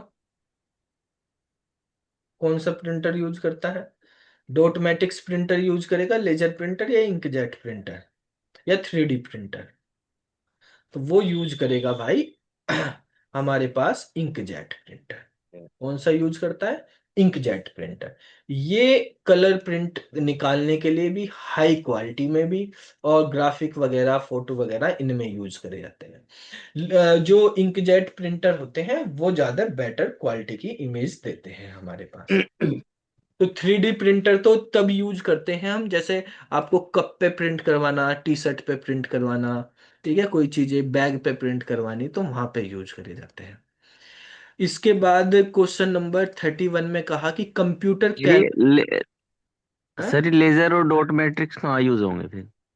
डॉट मैट्रिक्स और लेजर, लेजर जी। प्रिंटर तो फोटोशॉप वगैरह, फोटो कॉपी वगैरह में यूज करते हैं हम, ठीक है। अच्छा, ये ले ठीक है सर। हाँ। और भाई डॉट मैट्रिक्स डॉट। पुराने जमाने के प्रिंटर थे, अब थोड़ी होते हैं यूज, ठीक है। तो डोटमेटिक्स प्रिंटर जो है वो इम्पैक्ट टाइप के प्रिंटर थे। देखो, डोटमेटिक्स में और नॉर्मल ये वाले प्रिंटर है, इनमें डिफरेंस क्या है कि भाई हमारे पास इंकजेट में डोटमेटिक्स की जो वो होता है टोनर, वो पेज से टच होकर चलता था, इम्पैक्ट होकर चलता था, ठीक है। और वहां पे जब इम्पैक्ट होकर चलता था, तो रिबन मतलब इम्पैक्ट, पेपर से इम्पैक्ट हो रहा, तो उसमें हमारे पास डोटमेटिक्स में लाइन प्रिंटर, चैन प्रिंटर, ठीक है, कैरेक्टर प्रिंटर, ये सब होते थे। तो वो उनकी प्रिंटिंग कॉस्ट जो है वो तो कम रहती थी, लेकिन बड़ा स्लो करते थे, एक एक लाइन प्रिंट कर रहे हैं या एक एक कैरेक्टर प्रिंट कर रहे हैं, उस तरीके से काम करते थे वो, ठीक है। तो ठीक है वहां सर। पे इसमें अब लेजर में तो फटाफट दूर से ही वो होता है, पाउडर टाइप होता है, उसके थ्रू हम कर देते हैं वहां पे, ठीक है। ओके। Okay sir. इसके बाद हमारे पास है computer can not boot if it does not have the. कब नहीं बूट होता कंप्यूटर? अगर उसमें क्या चीज नहीं है, कीबोर्ड नहीं होगा तो बूट नहीं होगा क्या? हो जाएगा। कीबोर्ड की क्या जरूरत, कंपाइलर नहीं है तब भी हो जाएगा। भाई कोई प्रोग्रामिंग के लिए ही तो हम कंपाइलर यूज कर रहे हैं। लोडर भी तभी यूज होता है कोई प्रोग्राम एग्जीक्यूट करने के लिए, ऑपरेटिंग सिस्टम होना चाहिए हमारे पास, ठीक है। तो उसके थ्रू वो बूट होता है। इसके बाद which one of the following is an example of fix program computer, ठीक है। फिक्स प्रोग्राम कंप्यूटर का एग्जांपल बताना, इसमें कौन सा है? तो जो बेसिकली हमारे पास कंप्यूटर में इनबिल्ड आ रहा है, फिक्स है। कोई भी आप कंप्यूटर यूज करते हैं तो जैसे उसमें ऑपरेटिंग सिस्टम यूज करें, कैलकुलेटर होता ही है, नोटबुक, कंप्यूटर स्कैनर, ये सब अलग है हमारे पास। तो फिक्स जो कंप्यूटर प्रोग्राम है या प्रोग्राम कंप्यूटर है, वो हमारे पास कैलकुलेटर होता है। इसके बाद है, is a basic communication language और प्रोटोकॉल। बेसिक प्रोटोकॉल कौन सा होता है कंप्यूटर का? टीसीपी, आईपी, ठीक है, इसी पे ही तो इंटरनेट काम करता है, कम्युनिकेशन का या इंटरनेट का मेन प्रोटोकॉल है transmission control protocol, internet protocol, IP. Hard copy का मतलब क्या है? हार्ड कॉपी का मतलब storing information on the hard disk, तो ये थोड़ी, ये तो मेमोरी होगी, ठीक है। अच्छा, प्रिंटेड आउटपुट ये हार्ड कॉपी है, ठीक है। हार्ड बोर्ड पे लिखना ये नहीं है, प्रिंटेड जो हम फॉर्म में निकालते हैं वो चीज क्या होगी? Hard copy. आउटपुट भी हमारे पास सॉफ्ट कॉपी और हार्ड कॉपी होते हैं, तो जो प्रिंटर प्लोटर से निकलते हैं वो हार्ड कॉपी, और जो मॉनिटर हो गया, स्पीकर हो गया, ये सब जो है सॉफ्ट कॉपी में आते हैं। वेबसाइट का जो मेन पेज है उसको क्या बोलेंगे? जो फ्रंट पेज होता है, मेन पेज, वो होम पेज कहलाता है उसका, ठीक है। तो ये बुक मार्क टर्म होगी, ब्राउजिंग, सर्चिंग, ये सब उससे रिलेटेड है, सर्च इंजन और ब्राउजर से related. Which of the following keyboard shortcut is not used in MS 2019 word में manipulate the formatting of selected text. देखो, अगर हमें टेक्स्ट को मैनिपुलेट करना है वहां पे, तो कंट्रोल यू से अंडरलाइन होता है, कंट्रोल आई से इटैलिक होता है, कंट्रोल बी से बोल्ड होता है। तो टेक्स्ट के लिए, सेलेक्टेड टेक्स्ट के लिए ये तीन यूज करे जाते हैं। कंट्रोल एस से सेव होती है फाइल, वो टेक्स्ट से कोई मतलब नहीं है उसका, ठीक है, टेक्स्ट की फॉर्मेटिंग नहीं करता वो तो फाइल को सेव कर रहा है। तो कंट्रोल एस इसका आंसर हो जाएगा। क्वेश्चन 37 पे आते हैं। इसमें कहा है कि what does screen resolution means. Screen resolution का मतलब है कि आपकी जो कंप्यूटर स्क्रीन है, इसमें हॉरिजॉन्टली और वर्टिकली कितने पिक्सल हैं। ठीक है, मान लिया मैं कहता हूँ मेरी कंप्यूटर स्क्रीन का रिजोल्यूशन 1980 20 × 1080 है, तो इसका मतलब ये वाइड में, विड्थ उसमें उसके 1980 जो है पिक्सल है, और हाइट में 1080 है। 1920 विड्थ में, 1080 इसमें। ठीक है, तो यहाँ पे कहा कि tell us brightness of the screen. Screen brightness नहीं बता रहा है, ये बता रहा हाउ मैनी हॉरिजॉन्टल और vertical pixel on the screen. ठीक है, तो आइकन से रिलेटेड भी नहीं है इसका मतलब। यहाँ पे आंसर हो जाएगा सेकंड वाला। अच्छा, आउटपुट डिवाइस बतानी इनमें से कौन सी है। माइक से आउटपुट होता है, इनपुट होता है। माइक से इनपुट होता है, तो हम बोल रहे हैं, आवाज जा रही है। माउस भी इनपुट करता है, कीबोर्ड भी, स्पीकर से आउटपुट आता है। अच्छा, is a group of independent computer attach to one another through communication media. तो जो कंप्यूटर है उनको अगर हमें मल्टीपल कंप्यूटर को कनेक्ट करना, अटैच करना है एक दूसरे से, किसके थ्रू करेंगे। कम्युनिकेशन मीडिया होती है हमारे पास, जैसे fibre optics cable, twisted pair cable, coaxial cable, उनको कम्युनिकेशन मीडिया बोलते हैं। या आप वायरलेस में आ जाओ, माइक्रोवेव, रेडियो वेव, ठीक है। तो वो सब जो है हमारे पास कम्युनिकेशन मीडिया का टाइप है। तो नेटवर्क बनाएंगे, नेटवर्क से हम अटैच कर सकते हैं। अच्छा, माइक्रोसॉफ्ट एक्सेल की बात करी गई है इफ फंक्शन के बारे में, कि इफ फंक्शन किस लिए यूज करा जाता है। तो इफ फंक्शन चेक करता है कंडीशन को, और इस तरीके से हम इफ फंक्शन को यूज करते हैं। इफ, और ब्रैकेट में कंडीशन देंगे। अगर कंडीशन ट्रू है तो एक वैल्यू यहाँ पे लिखी होगी, वैल्यू 1, और एक वैल्यू होगी वैल्यू 2। तो अगर कंडीशन दो तरह की हो सकती है, या तो कंडीशन ट्रू होगी या कंडीशन फॉल्स होगी। ठीक है, अगर कंडीशन ट्रू है तो वैल्यू 1 एग्जीक्यूट होगी, और फॉल्स है तो वैल्यू 2 आपको वो रिटर्न करके देगा। ठीक है, तो ये कंडीशन बेस पे दो वैल्यू में से एक वैल्यू सेलेक्ट करके दे देता है। तो ये हमारे पास यहाँ पे हो जाएगा। 41 नंबर पे आते हैं। इसमें कहा the symbol that indicate the computer is working to retrieve और सेंड डेटा और लोकेट ए वेब पेज। बताओ भाई। जो हमारे पास यहाँ पे कहा है कि हमारे पास कौन सा सिंबल यूज होता है जो ये इंडिकेट करता है कि कंप्यूटर कुछ काम कर रहा है। क्या कर रहा है, ध्यान से समझना क्वेश्चन को, कि कंप्यूटर जो है वर्किंग कर रहा है कुछ रिट्रीव करने की या सेंड करने की डेटा, और locate to a web page, या कोई वेब पेज को ओपन कर रहा है। ठीक है, तो किस तरह का सिंबल उस टाइम पे आपको स्क्रीन पे दिखाई देगा। हाइपर लिंक का सिंबल दिखाई देगा, या कर्सर नॉर्मल जैसा ये कर्सर है उस तरह से दिखाई देगा। अब देखो, कर्सर को ध्यान से देखना, जब मैं लिख रहा हूं तो पेन का आ रहा है। ठीक है, जब मैं इस तरह से कर रहा है, हैंड का कर्सर आ रहा है। ये हाइपर लिंक, यहाँ पे ले जा रहा, माउस का पॉइंटर बन रहा। ठीक है, तो अब आप बताएंगे, जब हमें कोई चीज से, जैसे ये हमारे पास रेडियो बटन है, रेडियो बटन वगैरह करने होते हैं, तो हमारे पास देखो ये हैंड का साइन बन रहा है। अगर नॉर्मल टेक्स्ट पे जा रहे हैं तो माउस का, जब सेलेक्ट करेंगे तो ये कर्सर टाइप का बनेगा, आई टाइप का। ठीक है, सेलेक्ट करने के टाइम पे। अब हैंड का साइन जैसे ये बन रहा, तो ये हाइपर लिंक पे बनता है हैंड का साइन। कर्सर का साइन बनता है जब हम कोई चीज सेलेक्ट करते हैं। ठीक है, हाइपर लिंक हैंड पे बनता है। ठीक है, हाइपर लिंक पे भी क्या बनता है, हैंड का साइन बनता है। तो ये आर्स ग्लास होता है। आर्स ग्लास क्या है? आर्स ग्लास इस तरह का सिंबल होता है, देखो, बेसिकली जैसे एक गिलास टाइप का बना होता है ऐसे, ये इस तरीके का, ठीक है। ये एक गिलास है, मतलब यहाँ पे कुछ डेटा ये घूमता रहता है ऊपर नीचे, डेटा फिल हो रहा है। जब आप कॉपी पेस्ट करते हो ना, तो इस तरह से हो जाता है, ठीक है। या इस तरह का भी आजकल आने लगा, गोल गोल, जब नोट रेस्पॉन्डिंग होती है तो गोल गोल घूमने लगता है ऐसा, ठीक है। और जब कोई डेटा हम एक जगह से दूसरी जगह कॉपी वगैरह कर रहे हैं, आप कुछ और काम नहीं कर सकते उसमें, वेट करना पड़ेगा आपको, तो ये आर्स गिलास का इस तरह का भी सिंबल बन जाता है। तो कुछ सिस्टम में ऐसा बन जाता है कि इसमें ऐसे भी बनते रहते हैं ये। तो यहाँ पे आंसर हो जाएगा सी वाला।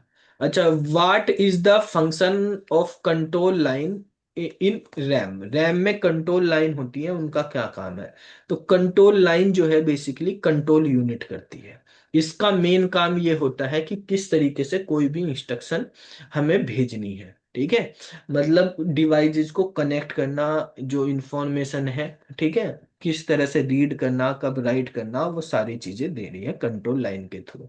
तो कनेक्ट रैम और एंड डिफिकल्ट डिस्क, तो रैम को डिस्क से कनेक्ट नहीं करती है, ना सीपीयू को रैम से कनेक्ट करती, ना डेटा इरेज करने के लिए क्या करती है, whole data that is being transfer to और फ्रॉम मेमोरी। जो भी मेमोरी से, लाइन की बात करी जा रही, जो भी मेमोरी से हमारे पास डेटा, लाइन मतलब एक तरह से बसिस है, ठीक है, वायर है, जो मेमोरी से डेटा हमें भेजना है या रिट्रीव करना, ठीक है, तो वो जो है किसके थ्रू आ रहा है, कंट्रोल लाइन के थ्रू आ रहा है। अच्छा, असेंबलर का काम क्या होता है? असेंबलर जो है असेंबली लैंग्वेज को मशीन लैंग्वेज में कन्वर्ट करता है। जैसे कंपाइलर और इंटरप्रेटर हाई लेवल लैंग्वेज को मशीन लैंग्वेज में कन्वर्ट करते हैं, ये असेंबली लैंग्वेज को करता है असेंबलर। अच्छा, इनमें से कौन सा एंटीवायरस नहीं है? तो एंटीवायरस के नाम अभी आपको बताए थे, उनमें डीबीएमएस जो है ये एंटीवायरस नहीं होता, ये डेटाबेस मैनेजमेंट सिस्टम है।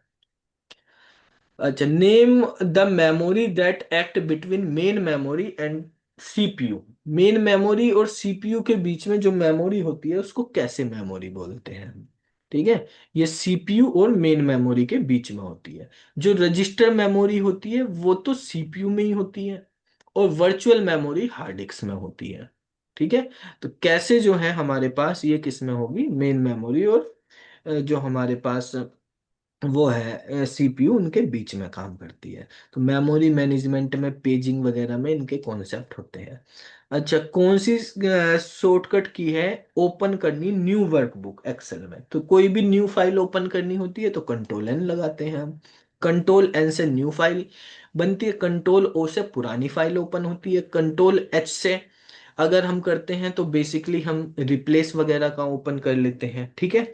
तो कंट्रोल के से हाइपर लिंक होते हैं, कंट्रोल एस से सेव होते हैं, ठीक है। तो ये सब हमारे पास कुछ शॉर्टकट की हैं। विच among the following carries control information between CPU and other device? तो सीपीयू और बाकी डिवाइस के बीच में कंट्रोल इंफॉर्मेशन करनी है हमें। तो जब बात करी जा रही कंट्रोल इंफॉर्मेशन की, तो कंट्रोल यूनिट के थ्रू होगी। तो कंट्रोल बस जो होंगी वो इंफॉर्मेशन को कैरी करेगी। क्वेश्चन में कहा है कि एमएस एक्सेल में अगर आपको टाइटल केस में कन्वर्ट करना, यानी टाइटल केस का मतलब पहला वर्ड कैपिटल बाकी स्मॉल, वो टाइटल केस होता है किसी भी टेक्स्ट को। तो अपर में सारे वर्ड अपर केस में हो जाते हैं, ठीक है, और लोअर में सारे लोअर केस में हो। टाइटल नाम का कोई फंक्शन नहीं होता, प्रॉपर करेंगे तो टाइटल केस में होते हैं, यानी प्रॉपर वे में। जो प्रॉपर वे होता है फर्स्ट लेटर बाकी कैपिटल बाकी स्मॉल। क्वेश्चन नंबर है हमारे पास 49। इसमें कहा है कि विच among the following is not an operating system? इनमें से कौन सा ऑपरेटिंग सिस्टम नहीं है? अवश्य जो है है ये बस। एंटीवायरस है, ये ऑपरेटिंग सिस्टम नहीं है। अच्छा, विच of the following is an application software? तो इनमें से एप्लीकेशन सॉफ्टवेयर क्या है? तो देखो हमारे पास अगर हम यहाँ पे बात करें डोस की, तो डिक्स ऑपरेटिंग सिस्टम ये ऑपरेटिंग सिस्टम, उबुंटू ये लाइनक्स बेस्ड ऑपरेटिंग सिस्टम है। ठीक है। और अगर हम बात करें कैड की, तो ऑटो कैड आपने सुना होगा। ऑटो कैड जो है हमारे पास, ये बेसिकली कंस्ट्रक्शन वर्क के लिए यूज करा जाता है। कोई मैपिंग वगैरह बनाते हैं तो वहां पे यूज करा जाता है। तो ये हमारे पास क्या है, ये एक एप्लीकेशन बेस्ड सॉफ्टवेयर है, एप्लीकेशन सॉफ्टवेयर। मिनिक्स जो है ये basically Unix like operating system है। ठीक है। तो ये यूनिक्स का वर्जन है, एक तरह से समझ लो यूनिक्स लाइक ऑपरेटिंग सिस्टम है। ये एजुकेशन और रिसर्च के लिए बनाया गया है। Minix, Minix basically micro kernel को यूज करता है। तो ये कह सकते हैं हम बेसिकली टीचिंग ऑपरेटिंग सिस्टम है। कैसा ऑपरेटिंग सिस्टम है, टीचिंग के लिए जो यूज करा जाता है, एजुकेशन के लिए। तो इसमें एजुकेशन से रिलेटेड चीजें होती हैं। ठीक है। तो ये क्वेश्चन थे हमारे पास, बेसिकली 50 क्वेश्चन इस टेस्ट में दिए हुए थे। कंप्लीट हो गया ये टेस्ट हमारा। ठीक है, अब हम इनको सबमिट कर लेते हैं। तुम्हारा कहाँ पे है वही एग्जाम? परसों को है ना? मेरा हाँ। मेरा सर देहरादून में है सर। अच्छा, देहरादून। ठीक जी है भैया, चलो। तो ये हमारे पास यहाँ पे कंप्लीट हो गई। ठीक है, सर, वो जो 50। 3-4 घंटे क्लास थी ना, हाँ। उसमें 5 चैप्टर हुए थे लगभग 250 के क्वेश्चन के आसपास, 250 हाँ, पौने तो तीन फिर सौ हमने बाकी क्वेश्चन मिक्स करके है ना, इसमें यहाँ पे डाल दिए हैं। सर ये तो इसमें फिर 49 रुपये का मांग रहे, इसमें मेंटोरशिप वाले में तो मेरे चल नहीं रहे हैं। उसमें नहीं चल रहे, तो ये हाँ हमने यूट्यूब पे इसकी वो डाल दी है। क्या बोलते, तुमने उस दिन से बताया भी नहीं। यूट्यूब, वो यूट्यूब पे इनकी सारी वीडियो डाल तो दी। सर, पर इसमें चार तो आ गई। एक ये हाँ, 5 वाली भी आप अपडेट कर दोगे। हाँ, एक वो होगी लगभग 4.5 घंटे 18 मिनट की, वो हाँ। होगी। और बाकी ये फुल लेंथ वाले तुम्हारे हुए नहीं उसमें? सर इसमें तो टाइम लगेगा ना सर, उसमें मेरे को मैथ बच रहा, मेरा मैथ का पोर्शन नहीं हुआ अभी तक, उसमें मुझे सारा मैथ की मैराथन क्लास करनी पड़ेगी कहीं ना कहीं। वगैरह। इंग्लिश कर ली, इंग्लिश कर ली, हिंदी होगी। और ये कंप्यूटर का भी काफी पोर्शन हो रहा है सर वैसे। हाँ, और रीजनिंग तो मेरी है, रीजनिंग को मुझे इतनी दिक्कत नहीं है, मुझे मैथ की दिक्कत हो रही है। मैथ में मेरे अगर 15 क्वेश्चन सही हो गए तो कोई दिक्कत नहीं होने की फिर। हाँ। कितने बन रहे नंबर, कितने हो रहे हैं? सर इसमें मुझे ऐसा लग रहा है, मतलब अगर 60-62 क्वेश्चन हो जाएं तो फिर तो क्लियर हो ही जाएगा। हाँ, 60-62 क्वेश्चन में हो जाएगा। साठ हाँ तो इतना ही। तो सर क्योंकि हिंदी में मैं सोच रहा 7-8 क्वेश्चन मेरे हो जाएंगे। इंग्लिश की मैं ले रहा था, मैं अभी यहाँ बोल लूंगा नहीं, हम्म, क्लास कहीं से स्पेशल हम्म। यूट्यूब से। और फिर रीजनिंग तो मेरी, क्योंकि बैंकिंग की रीजनिंग मेरी हाई लेवल की है, तो मुझे थोड़ा सा ज्यादा दिक्कत नहीं है, 1-2 क्वेश्चन गलत भी होगा तो देखी जाएगी। मैथ में क्यों काफी टाइम होगा छोड़े हुए सर। रीजनिंग में तो थोड़े इमेज विमेज के आ जाते हैं, वे थोड़े ऐसे क्वेश्चन, उन या एनालॉजी आ जाती है, कुछ ऐसे वर्ड आगे पता ही नहीं, तो बस वही हो सकते हैं, नहीं तो बाकी सब कर ही लेते हैं। हाँ सर, थोड़ा सा बस इसी में दिक्कत, मैथ में मुझे थोड़ा डाउट हो रहा है, उसकी थोड़ा मुझे में टाइम लग जाता। प्रिपरेशन। हाँ। मैथ की भी मैंने कल एक उसकी बनाई थी वीडियो ऐसे ही। देखो, करने को तो अच्छे सर तरीके से। ईएमआरएस का मैथ का पेपर पीडीएफ है क्या आपके पास? पीएमआरएस का मैथ ईएम कहाँ हुआ अभी? वो तो सबका एक कॉमन ही पेपर हुआ था। कॉमन जो हुआ था उसी का कॉमन देखना था मुझे, उसका लेवल कैसा आया बस ये देखना था। तो ईएमआरएस का जो सबका है वही है, वो हमने ग्रुप में भेजा तो था। देखा नहीं सर मैंने। तो देखा नहीं तो यहाँ से देख लो, तुम्हारे कोर्स में तुम्हारा मेंबरशिप वाला कोर्स है ना? मेंटोरशिप वाला। मेंबरशिप वाला, उसमें ये खुल जाएगा जी प्रीवियस जी जी। क्वेश्चन पेपर खुल जाएंगे, उसमें उसमें सारे पेपर हैं। ये वाला कोर्स खोल के देखना।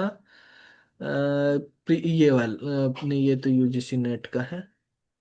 प्रीवियस ईयर का कहाँ है? ये रहा प्रीवियस ईयर क्वेश्चन पेपर। ठीक है, ये तो उसमें इसमें खुल जाएगा। इसमें सारे, ओपन हो जाएगा सर? हाँ, हाँ, उसमें सारे ओपन हो जाते हैं मेमोरी। इसमें ईएमआरएस का भी पेपर होगा। ये रहा एनवीएस ईएमआरएस का। ठीक है। जी ये सर। टीजीटी, ये इसी साल का है, टीजीटी ईएमआरएस चौदह हाँ बारह दो हजार यही पच्चीस का देखना, टीजीटी का। यही देखना मेरे को सर। हाँ, तो यहाँ से डाउनलोड कर लेना। सर इसका इसका एनवीएस का पुराना भी है पैटर्न, जिसमें मैथ का कुछ पता लग जाए मुझे। कल मैं देख कर फिर उसी हिसाब से क्वेश्चनों की तैयारी कर लूंगा फिर।